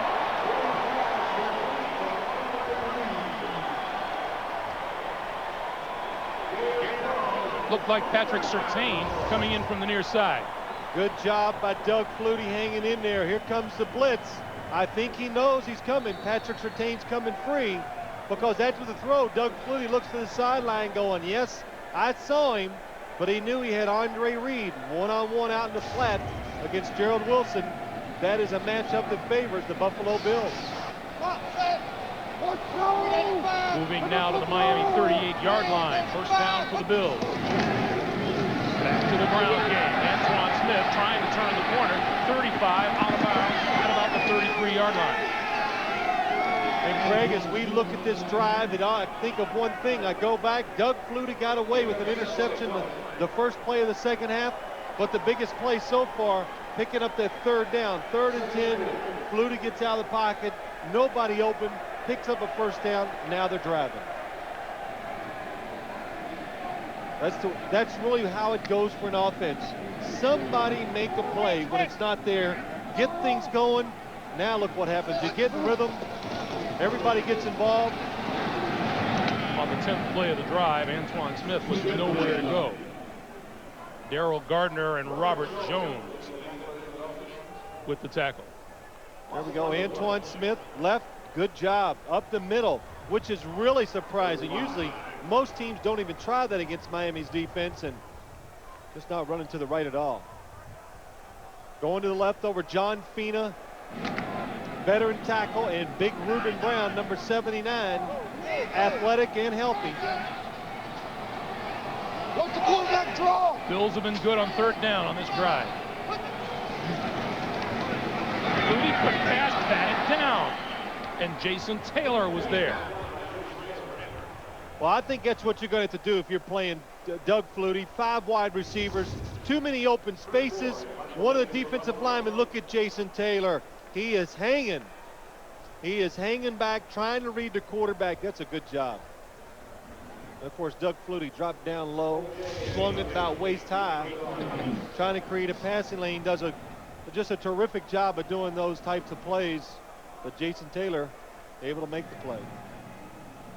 See what Doug Flutie's day has been like, and Chris Moore will now try to punt one out of bounds inside the 10-yard line or better.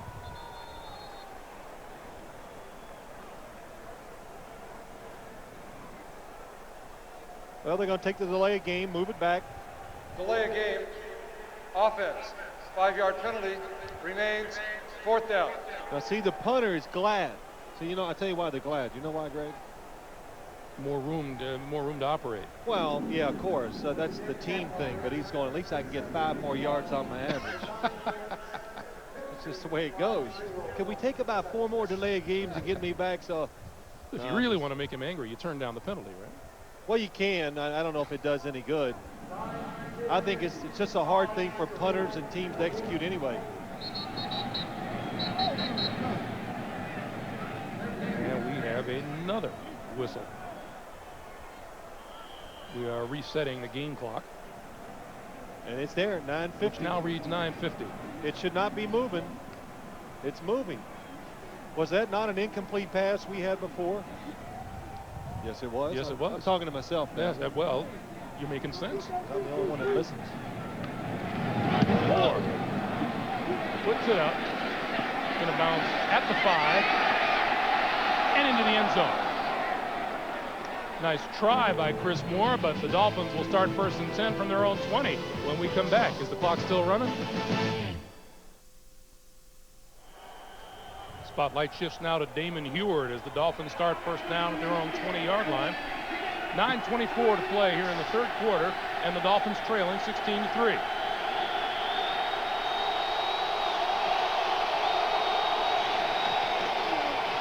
They'll start it on the ground, and lots of running room across the 30, 35-yard line for J.J. Johnson. Nice blocking up front by the Miami Dolphins offensive line. At the end of the first half, they actually had a few runs where they looked like they were catching up to speed or just finding out how the Buffalo defensive line was playing and making some good runs, and started off with a terrific run here in the second half. From the 32.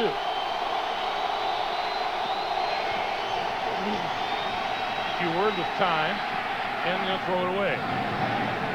Out here in the general direction of J.J. Johnson. And Heward started out slowly but began to pick it up, and you could tell he was improving as the game went on. Well, the first throw of the game, tough decision for him. A read route by O.J. McDuffie. They're not on the same page, and the ball slips out of his hand, goes right into the ground.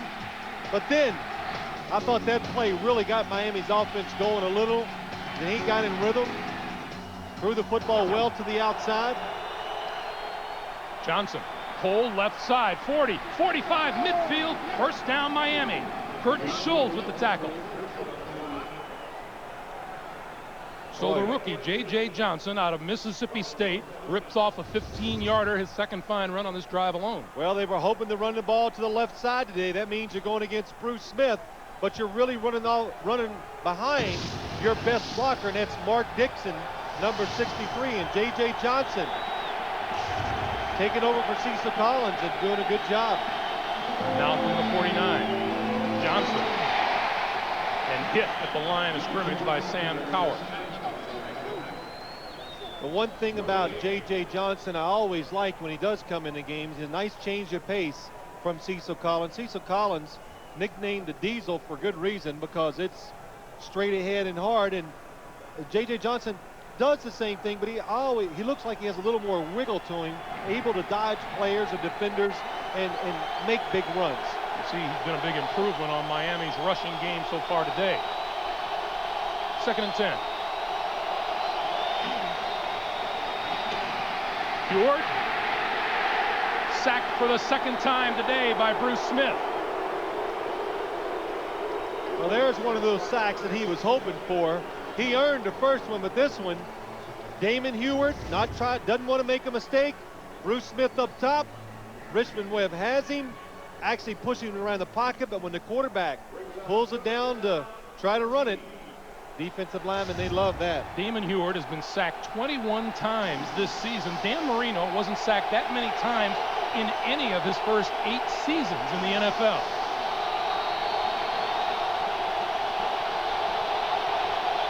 Crowd comes alive on 3rd and 13. Heward with time, throws incomplete. Bill Hansen, number 90, got his hand on it. Well, what a game he's having today. Might not show up in the stats when it's over, but he has done a good job in the running game and pressuring the quarterback, and that time knocks the ball down. So Tom Hutton comes on to kick it away to Kevin Williams.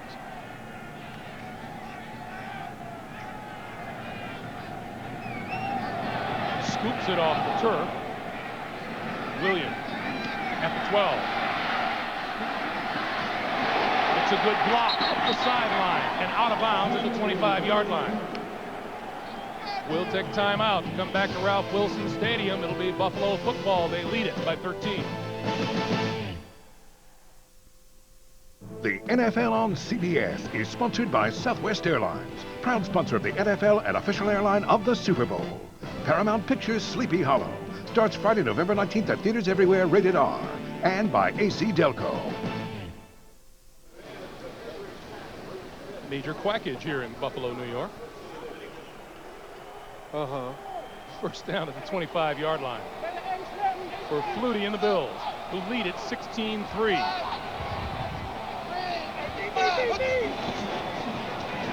Smith around the right side, off a block by Gash, across the 35 and a first down. And I believe we can hear that one from up here. Well, what's impressive about that, it's on the move, going outside, and a nice change up by the Buffalo Bills. Fake like you're going inside, block it down a little. Good job by Reemsmer. And a good block by Sam Gash, giving Antoine Smith room to run.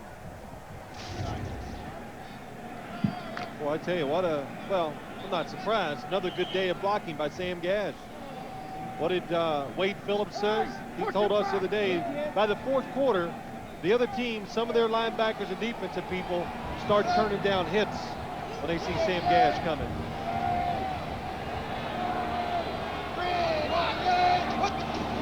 On first down, Smith again. Works through to about the 44-yard line. You know, Sam Gash does not have a rushing attempt this year. We asked him about that Friday. Well, I get paid to block. That's exactly right. And I think Wade Phillips said it best. He goes, he'd just get mad if we hand him the ball, because he knows nobody's going to lead block for him like he does for them. So, well, you talked about linebackers and opponents sometimes turning their shoulders, and we asked Sam, well, you know, can you see it in their eyes? Oh yeah, I can tell. Yeah, he knows. I can tell when they're tired of getting hit. Antoine Smith, 92 yards rushing so far today. He's going to get a couple more as he bulls across the 45 to the 47-yard line. Well, let's take a look at Sam Gash. What has he done so far today? Well, he's led the way. Wow, what a hit. Another good hit. Get out of the way. You move here. He's a coach's dream. Well, he is. It's such a tough position in the National Football League again, for a couple reasons. You've got to be very unselfish to be a leading blocker. You're not going to get stats. Nobody's going to notice you. And why they're so hard to find, too, again, colleges don't use 2 backs anymore, so there's no lead blockers coming in the NFL. Sun has come out for a moment here. 3rd and 1. Flutie face wide open. Eric Moles. Moles going to take it the distance.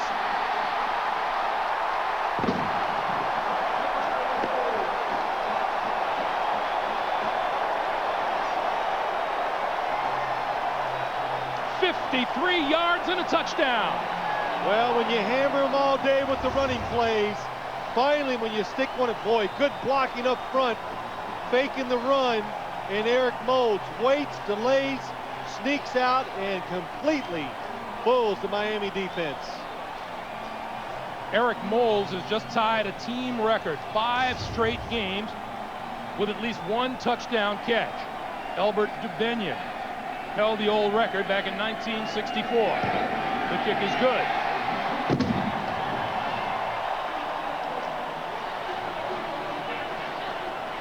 what a nice call. Wade Phillips says, hey, that worked.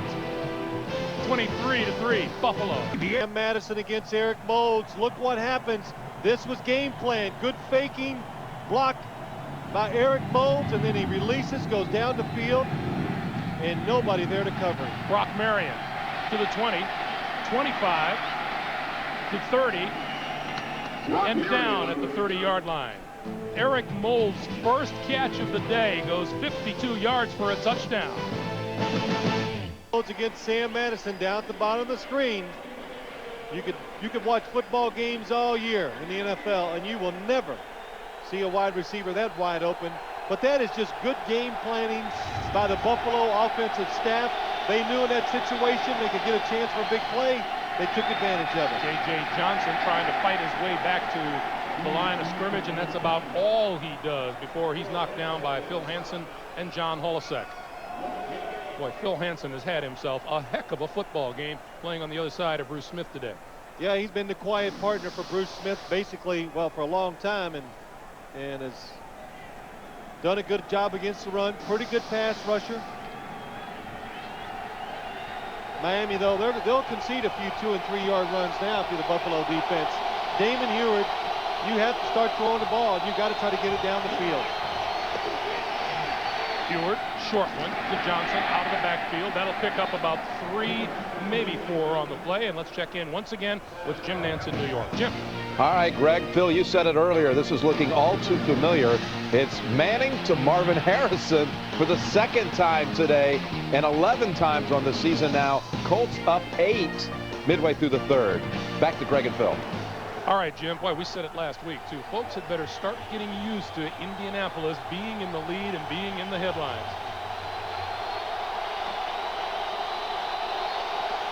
3rd and 6 for Heward. Scrambles, throws, incomplete. In and out of the hands of his intended receiver, O.J. McDuffie. It'll be 4th down.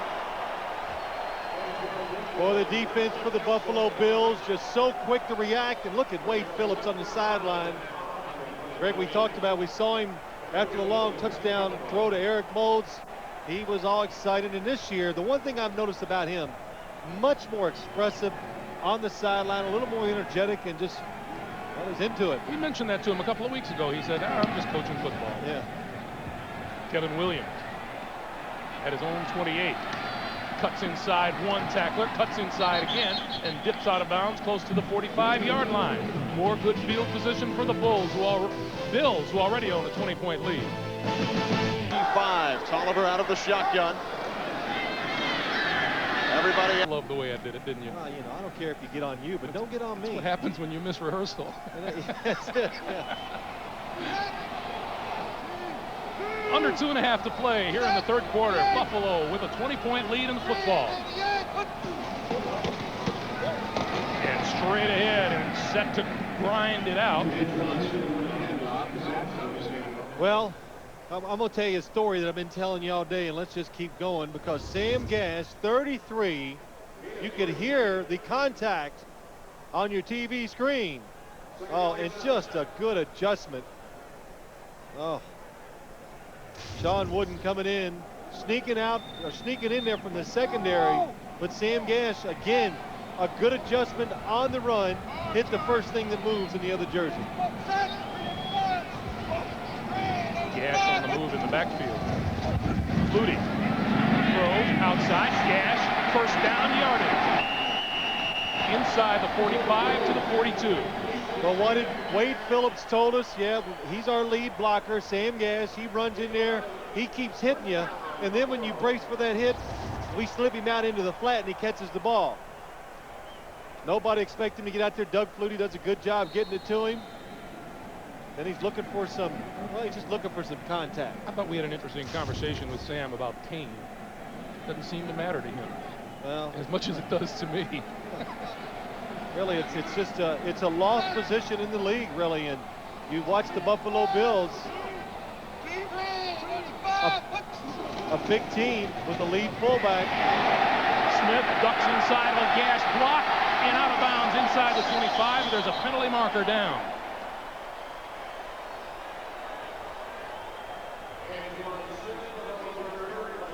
I think Eric Moulds down the field has the hold, but again, good blocking on the left side. And what they're doing, you got Reuben Brown and John Feen on the left side, and they're going against Jason Taylor, who is an undersized defensive end. Holding. Offense. Number 80. 10-yard penalty. Repeat. First down. Penalty is on Eric Moulds. Let's take a look. Well, let's take a look. Just wonderful blocking inside again. He sees, oh, here he comes. Oh, he stuck both hands outside the shoulder pads, or one of them, and you're just not going to get away with that. You know, it's not a good idea when the football's coming right at you, and that's usually where the officials are watching. Well, sometimes those wide receivers, they get a little surprised. So many runs. Well, Greg, you watch so many games, they 1 yard, 2 yards. When they break free, it even catches the receivers by surprise.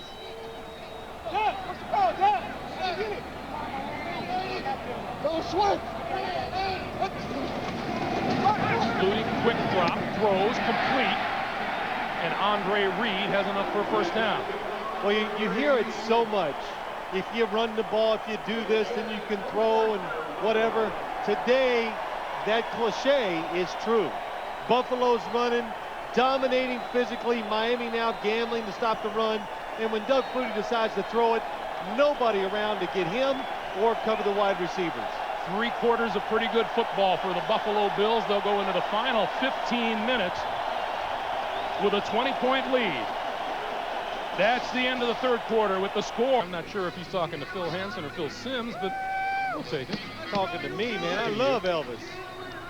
Yeah. See, he puts it on there. You know, hey, why not put some? He knows we're going to show him, and we'll talk about him. First down for the Bills, the 28-yard line.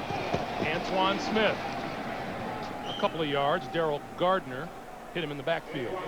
Greg, I was talking about during the commercial with you. When you look at these two teams, really two contrasting teams. Buffalo, big, a lot of big offensive linemen, some really big defensive linemen. And I look at Miami, yeah, they have some big guys, but mainly they're about running to the ball, smaller speed, and it makes sense. In Florida, you want speed. Up here, it's cold. This kind of weather, this climate, you want big, strong guys who can make it happen. Antoine Smith becomes the first 100-yard rusher against the defense of the Dolphins this year. And he gets a couple more, breaking through to the 20-yard line. Way up the middle. Well, when this happens and a team runs the football against you like this, I can promise you for the next couple of weeks, Miami's defense, they better just anchor down because they're going to see some running games come at them.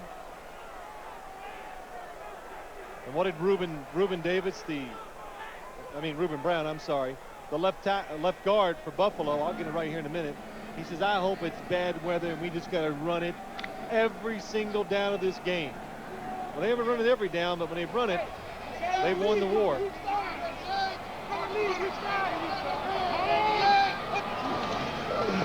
Flutie throws toward the end zone. It is incomplete. Eric Moulds broke up. And there's a penalty marker down. Sam Madison was down there. This might well be on Moulds. I think it is.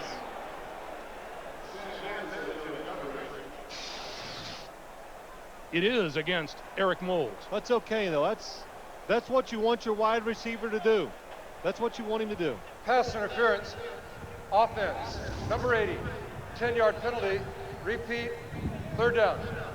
Eric Moulds against Sam Madison. Sam Madison, we saw last week against the Tennessee Titans. He is one of the few corners in the league that runs down the field in that type of coverage and turns and looks for the ball before the receiver does. That's why he has interceptions. That's why some people say he is the best corner in the National Football League. In the last 2 years, his 13 interceptions, the most in the NFL. 3rd and 12.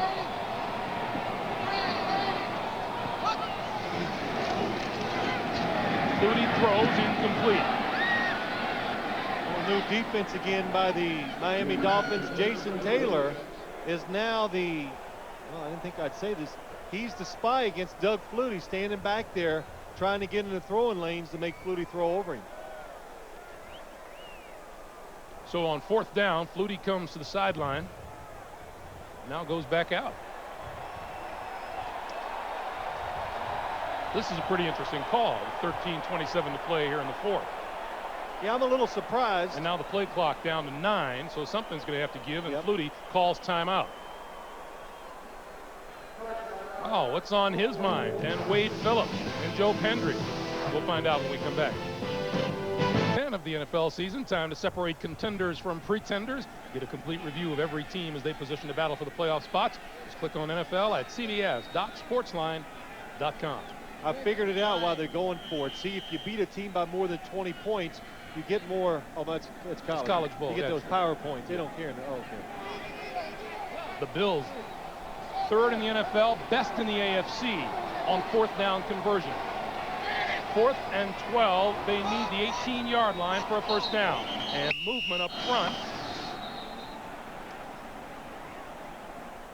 Let's see if that was Eric Moulds again. False start. Offense, number 80. 5-yard penalty.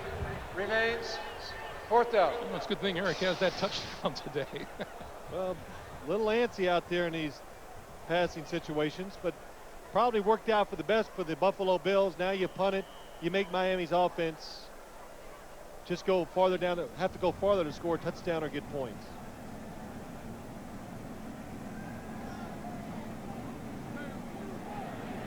So Moore to kick for the 3rd time today. Drops this one inside the 5 and out of bounds prior to reaching the goal line. There's a penalty marker down.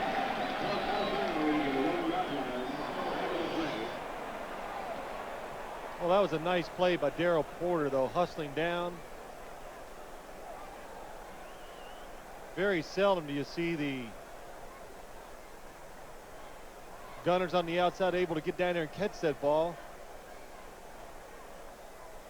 This is a hold against the Bills. So, and offsetting penalties. Holding. Kicking team number 98. By rule, this penalty has to be refused. Yes. Holding. Receiving team number 29. By rule, this penalty will be enforced from where the kick ended, half the distance to the goal. First down. Jimmy Johnson doesn't like the way this one winds up. He's starting in a hole. He's in a hole on the scoreboard, too. The day, New England and the Jets play on Monday night. Indianapolis winning against the Giants. And should Buffalo win here, you can keep in mind tiebreaker considerations. They will have beaten the Miami Dolphins twice this season. I thought this was a big game today. I thought it was a huge game for the Buffalo Bills because if you fall 3 games behind the Miami Dolphins with so few to go, you can't catch up. You're playing for wild card. Now they're 1 game behind the loss column. They've won both games in head-to-head. It puts them in good position for a strong finish. How about the one looming for Miami next week? They're home to the New England Patriots. We'll be down in Florida for that. Look forward to that. And just to go back to that, Greg, the punt, we had holding penalties on both sides. Just to clarify that for people at home, when that happens, the penalty against the punt team is automatically refused just to speed up the pace of play. We don't want to sit here and watch 5 or 6 punts in a row, so good rule by the NFL. From the half-yard line. And just barely making it out of the end zone is J.J. Johnson. Pat Williams with the tackle.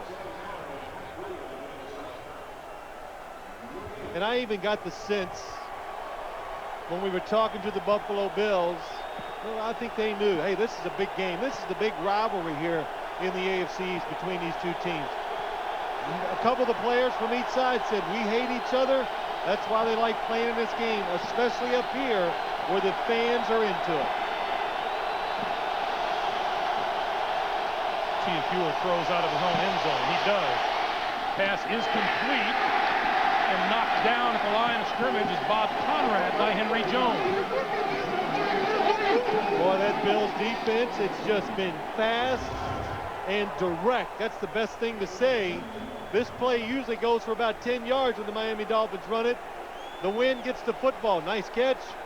Henry Jones, nice tackle. So Rob Conrad, the rookie out of Syracuse, gets back to the 1-yard line. How about that Bills defense today? 3rd and 8. It's just almost no chance for a quarterback to be successful in this situation. Finally throws incomplete, and the Dolphins will have to kick. Sam Coward applying the pressure in the end zone. Greg, I dropped back in that end zone when I used to play here, well, when I did, and I just dropped back and just, oh my gosh, I got no chance. The noise, the defense is all fired up. And boy, Damon here is just fortunate that ball's not intercepted. Kevin Williams standing at midfield, and the Bills are going to get great position out of this on the field. Hutton's kick. Williams from the 41. 35, and out of bounds at about the 30-yard line. So on the exchange of punts, the Bills come out of it very well, coming up on 11.5 to play here in regulation. Not going to reveal it yet, but it's coming, believe me. Talk about the defensive excitement on the sideline for the Bills. Gabe Northern just took a tour down in front of the fans in the front row, did about 15 high fives before finding his way into Ted Washington's arms on the sidelines. Back to you, and I will get you, believe me. Right, Antoine Smith. You know, we don't give Armin enough credit. That sideline duty, especially in weather like this, I mean, it's tantamount to having to watch boxing all the time or something. Oh, gosh. Hey, you know what? I just got to say this, though. I am really scared. Armin's going to get us. But I tell you know, Greg, though, going back to the game, I look at this today. I thought the Miami Dolphins would have a little more sense of urgency because today was a chance for them to kind of get rid of the Buffalo Bills. You know, you could get them out of the way and let them go through other people. You do not want to face this Buffalo Bills team in an early playoff round game. Sorry. Tim Bowens with the stop on Antoine Smith there. And what this does by Buffalo winning today, you said it, it brings New England, Buffalo, the Indianapolis Colts, and of course the Miami Dolphins all fighting for probably home field advantage, a week off. If nothing else, getting a home wild card game. A lot of things, you know, we're getting to the time of the season where you start thinking about positioning yourself for the playoffs. Don't have to explain it to that man. He knows full well what this game means.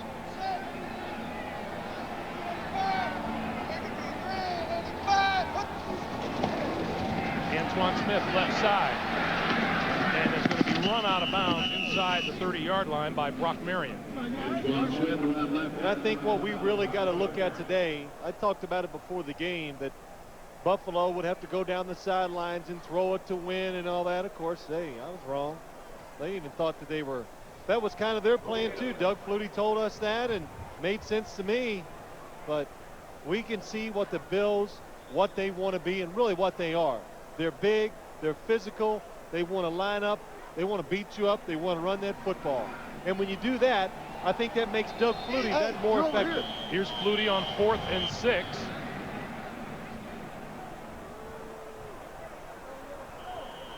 And they reset the play clock. So Flutie, 4th and 6, needs to reach about the 20.5 yard line with 5 wide receivers.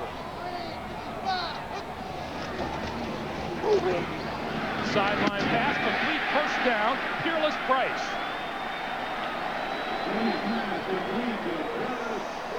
Boy, that was a nice job by Doug Flutie and Peerless Price. This is what you call, hey, this is a timing round. Doug Flutie catches it, hits, step, throw. Now Peerless Price just turning, nose to protect himself from the defender, and it makes it an easier catch. Price's numbers on the season. The rookie out of Tennessee, 2nd round pick. 1st and 10. And here's Antoine Smith. You know, one of the things that's surprising about this game, Phil, and you and I have talked about it all week long, with those 2 huge tackles inside from Miami, no one has really run the ball very well on Miami, so you expect other ways to beat them, and yet the Bills have come out here and done just that. Well, I think what happened, Greg, is that they were going to try this anyway today, but last week Tennessee kind of like, okay, you win the battle right up the middle. We'll concede that to you, but they're running on the fringes a little, and it makes it a little tougher. You got Jason Taylor on one side, who is an undersized defensive end, and they figure, well, let's go to a matchup more that favors us, and that's outside. Oh, Antoine Smith hit by Zach Thomas. Haven't heard that name today, so that tells you right away, when you don't hear Zach Thomas's name, that means you're going down the field and having success. But good timing. Zach Thomas right up the middle. Dusty Ziegler, the guard, he pulls. Zach Thomas chases him. Nobody there for the blocks.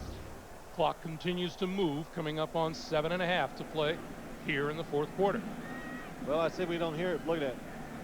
It's a bad day. He still gets 10 tackles. But when you're the middle linebacker for this defense, you better have a lot of tackles or you'll get replaced.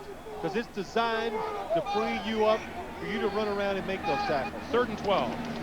And they're going to keep it on the ground. Inside the 20 to about the 17-yard line. Lorenzo Bromell making the play, and here comes Steve Christie onto the field to attempt another field goal.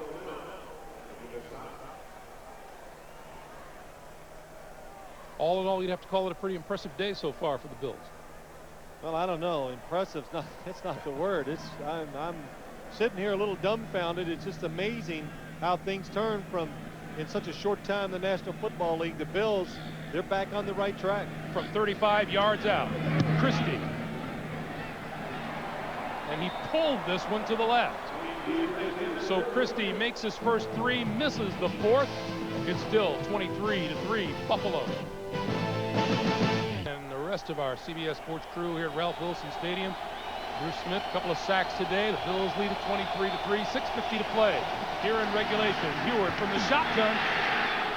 Eludes that sack, waves his man downfield and throws incomplete. It's intended for O.J. McDuffie.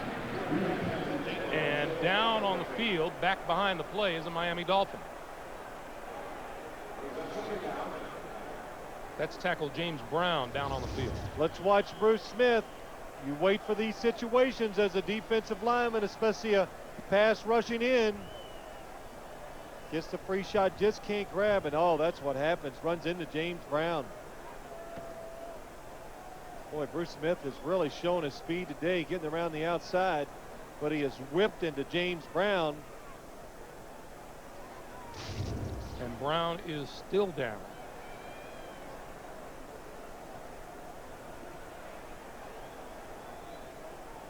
So we'll wait and see and hope that Brown recovers from that hit. As you take a look at scores from around the league, Indianapolis with a 12-point lead on the Giants. It's Tennessee winning at Cincinnati.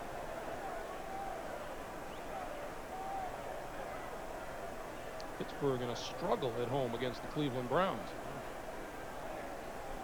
And Kansas City beginning to tighten things up at Tampa.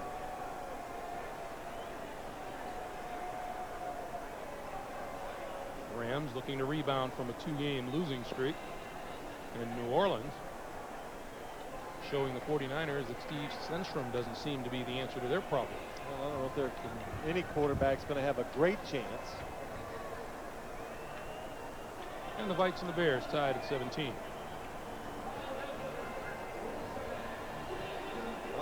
Philadelphia leading Washington. That's a surprise too. Well, James Brown walked off the field. That has to make you feel good. You hope that it's not serious. He's replaced by Brent Smith, number 74. 2nd and 10.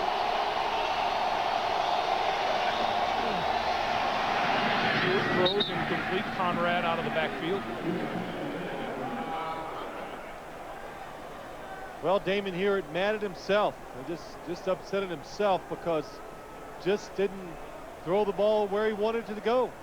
And Greg, we saw maybe one of the reasons, the big reason why Buffalo didn't try the field goal in a couple of those situations, because the wind is blowing so hard at that end, it makes it hard to kick. And of course, it makes it hard for quarterback to throw in. Well, you know, Jimmy Johnson's focus changes every once in a while, and he's not hesitant to walk into a meeting. I think the last group that he addressed was the offensive linemen, saying they've got to pick up their game. What do you think he does this week? He addresses the whole team. Who do you pick on this week? But he might not have to. The Miami Dolphins, it's been said to them by their play today, when you're a professional in this league and you get beat like this physically and pushed around, that says it all. Everybody will be quiet this week. Very determined. You pay attention to all the little things, and I think they'll come back next week and play very well. That guy's still 3rd and 10. And we have a momentary halt on the field. Well, we had a runner go out on the field. Security did a good job. They chased him down, tackled him right in front of Jimmy Johnson. He tried to sign 2 of the security guys on the spot. Looked pretty good, pretty quick. You know, with all of this uproar about Marino and Heward, this probably shows, you know, in a game where the defense doesn't control the football game for Jimmy Johnson, might need a guy like Dan Marino who can take a team on his back. Heward goes down. Phil Hansen. 3rd sack of Heward today. Well, what happens is Bruce Smith, he just kind of takes off the whole left side. Bruce Smith, Phil Hansen, number 90. Oh, and he just does a good job, keeps going. When you run those stunts sometimes, Phil Hansen fights his way through the crossover blocking by the offensive lineman. So Kevin Williams deep to receive the kick from Tom Hutton. Oh, and this one is out of bounds and way short. I don't know if it made it to the line of scrimmage.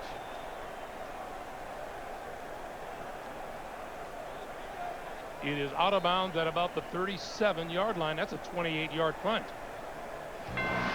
Monday on CBS. When a hot waitress hits on the King of Queens, get ready for the ego trip of a lifetime. Kevin James stars in an all-new King of Queens Monday here on CBS. Well, there's one common theme about that show, and Everybody Loves Raymond, isn't it? Those two are always in trouble. It dictates real life. All men are made to get in trouble in their own house. Dan Marino walking the sidelines. Doug Flutie takes over again with 6:22 to play, and Antoine Smith tries the left side. Just not much there. We had a good time talking to the Buffalo Bills on Friday. Got a chance to talk to quite a few of them. Sam Gash, Reuben Brown. We didn't talk to Jonathan Linton, but we understand that he likes it too. One thing these 3 of them have in common, they love to run football, they love to deal out a little punishment, and they all like to ride their Harley Davidsons. And they all had the same 2, didn't they? Yes, they did. The Road King and the Fat Boy. The Road King and the Fat Boy. Now, you're a big, tough guy. Those are 2 Harleys that you'd want to ride, I guess. Smith, straight ahead. You know, it's Sam Gash. You said we saw him with his motorcycle jacket on, so we'll wonder what he looks like on his bike. There he comes. And that logo with the Penn State. That's pretty. Well, who's going to tell him it's not? Well, that's right.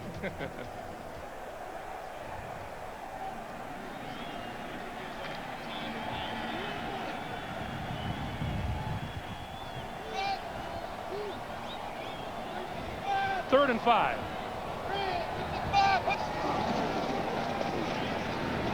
Trying this side as Lennox Gordon turns the corner. First down and knocked out of bounds at about the 20-yard line. Lennox Gordon, a rookie out of New Mexico.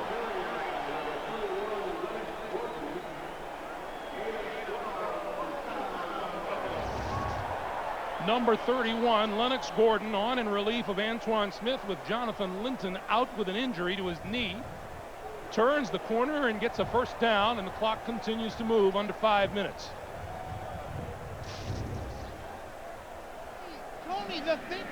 So Lennox Gordon, 5'11", 200 pounds, his first carry in the National Football League. Is a dandy. He looks like the other running backs. He tries to deal out a little punishment when it's over. Gordon inside across the 15 to about the 14-yard line, and a penalty marker's down.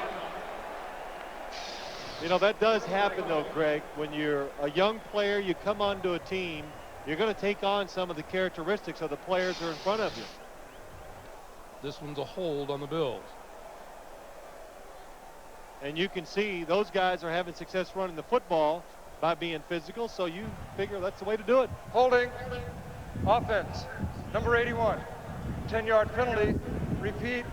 First down. It's on Peerless Price. You know, getting back to that motorcycle thing, you ever drive a motorcycle? Never. No, I never have. I think I've only been on a motorcycle a couple times. You know why, don't you? I'm a coward. Hey, I like a little thrill too, but it was just not something that just got my attention. But can't you see Reuben Brown? We talked to him. He says, "Oh, I got the whole get-up. I got the pants, the jacket." Oh, Gordon fumbling the ball all the way to the line of scrimmage and then grabbed it at the last second. Now that was a juggling act. Yeah, that was a good catch. Watch what happens. A bad doesn't quite get the handoff clean enough. Oh, good job though, hanging in there, kept his eyes on it, and finally pulled it in. But what did Reuben Brown though? What I like, number 79, he says to us, he goes, "Yeah, I like wearing that whole outfit, getting on my bike. I like to intimidate people." And I can just imagine what he looks like if you're sitting there and he pulls up. 2nd and 18. Gordon again tries the left side. Cut back, gets him a yard, maybe 2. Well, he's trying to be impressive enough here. Gordon next week. Jonathan Linton went down today, and the Bills have shown that they have better success when they have 2 running backs back there taking turns and running in there hard. So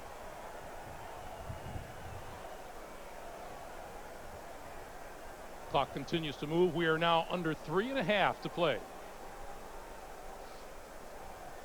this is the time of the game. The defense is going, "Oh, please run it. Let's get it over with." 3rd and long for Flutie. And this one won't count. Might have been Reuben Brown who jumped. You know what gave it away is when he went down the field. False start. Offense. Number 79. 5-yard penalty remains. 3rd down. And he was stomping on the flag. I figured it was him. See, I can read those signs.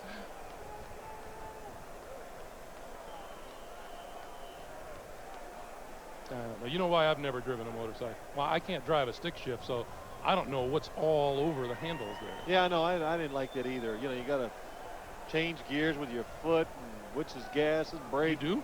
I don't know. See, I didn't know that. I think you do. Jordan for a couple. And as we come up on 3 minutes to play, the punting team comes on the field for Buffalo. Jimmy Johnson giving the clock a long look. Yeah, Jimmy, he's over there right now trying to decide how to attack this. There's a lot of ways you can do it as a head coach. And you go in and just reason with your players? Do you go inside and do you chew them out when it's over? Or like I said earlier, I think they're going to realize what has happened. And when Jimmy Johnson stands up in front of them tomorrow to make his speech after the game, those players will be sitting straight up and paying attention to what he has to say. Phil, you'll be happy to know a couple of the guys in the truck got to daydreaming a little bit. You know, all this talk about Harleys and who rides them and who doesn't. Oh. Well, now you can see. Oh, man, that's bad. I have to say, you look bad. Yeah, I know. It's the helmet. It is the helmet. For somebody who wore one for a long time. Yeah. That's the wrong kind of helmet for you. You know, that wasn't nice. Hey, I'm going to get you guys. So I took that from Armin. He was threatening us, so I'm going to threaten the truck. But Damon Heward. 4th down. Done a lot of things since he's taken over for Dan Marino. Learned to go in. Brought his team from behind to win some games. Has managed games from in front. Now it's going to be a new experience this week. Dealing with the feet and hearing probably for the first time this year down in Miami, a little criticism about his play, because they always blame the quarterback in some respects. Special teams have been outstanding for the Buffalo Bills. Antoine Winfield down there to corral the punt at the 3-yard line.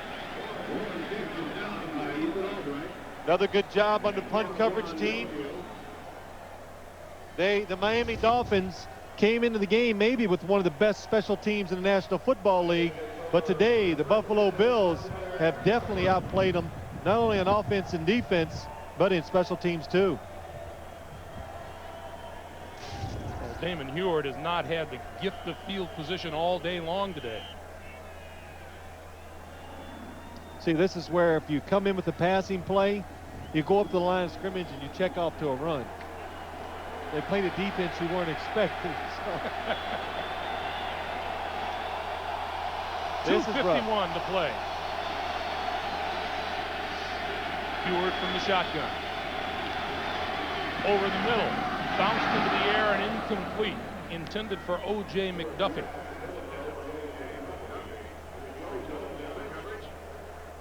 And you know, after hearing Sam Gash wax eloquent about motorcycle and all that leather and stuff, you know, I went back to the hotel and thought about it, and I decided it still ain't me. You got to know your strengths in life. Oh. Sam Gash, boy, he's going to be happy tonight. Terrific job today blocking.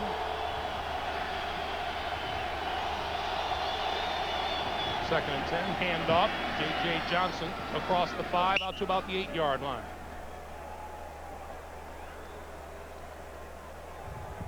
And 2:35 to play. We'll see if the Dolphins get off another play before the 2-minute warning. They will. They'll go without a huddle.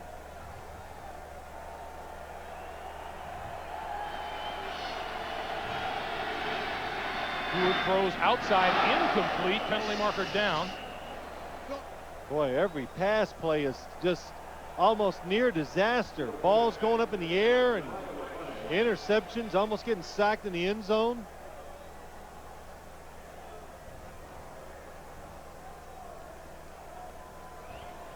Offside. Defense number 75. 5-yard penalty.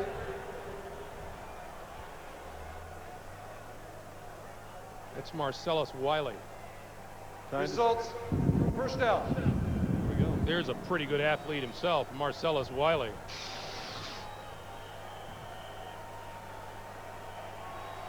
Wow, look at the total yards, 338 to 93, and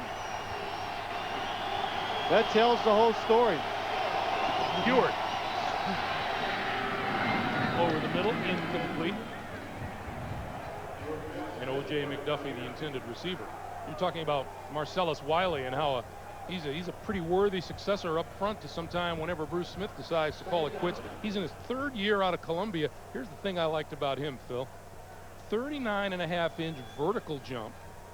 He runs a 4.6 40, and he can bench press 495 pounds. Got a lot in common with you, Greg. Yeah, but you're right. I think what they've been waiting for up here is Marcellus Wiley to turn into Bruce Smith. And Ted Cottrell, I've had talks with him before about Marcellus Wiley, and he says, hey, I've brought him into a room and said, hey, young man, it's time to grow up. It's time to get out of here and get it done. And when you talk to opposing coaches, this guy's name comes up because they can see the potential is there, and someday he will be the premier pass rusher for the Buffalo Bills. In his 3rd season out of Columbia. Smart too.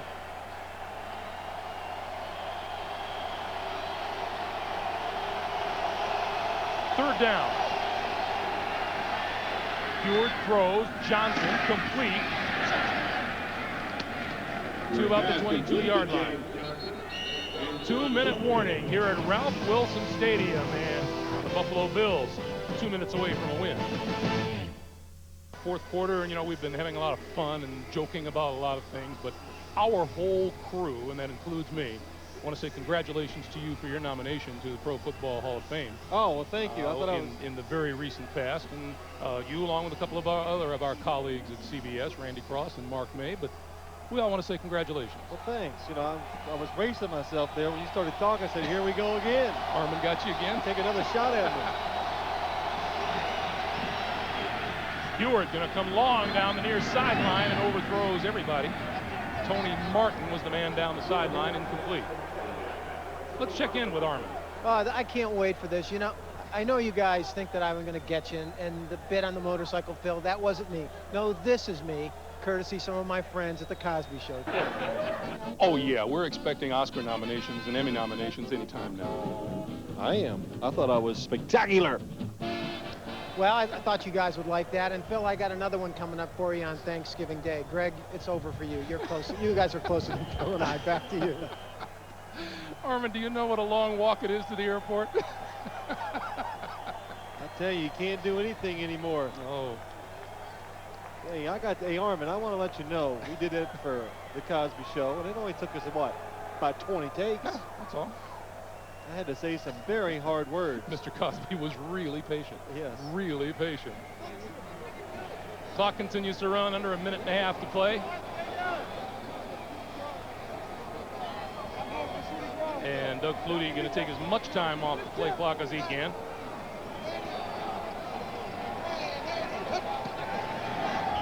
And that'll take us down under a minute. Take a look at the numbers here. Fewest total yards by a Dolphins offense. That's the second lowest ever. 101 yards today. The Dolphins have managed 6 first downs, and that's the fewest ever in Miami Dolphins history. Wow, it's just total domination by Buffalo on both sides of the ball. The Dolphins, everything I think just kind of went wrong against them today. They weren't ready, physically got pushed around, and the weather made it tough for their quarterback to get the ball to some of the receivers, and Buffalo took advantage of that. Miami allowed 23 points in their last meeting, losing 23-18 to Buffalo. Guess what? 23 to Buffalo today in a 23-3 decision. Clock will wind down. Wade Phillips and the Buffalo Bills registered their 7th win of the season and hand the Bills their 2nd loss, both of them, to the Bills.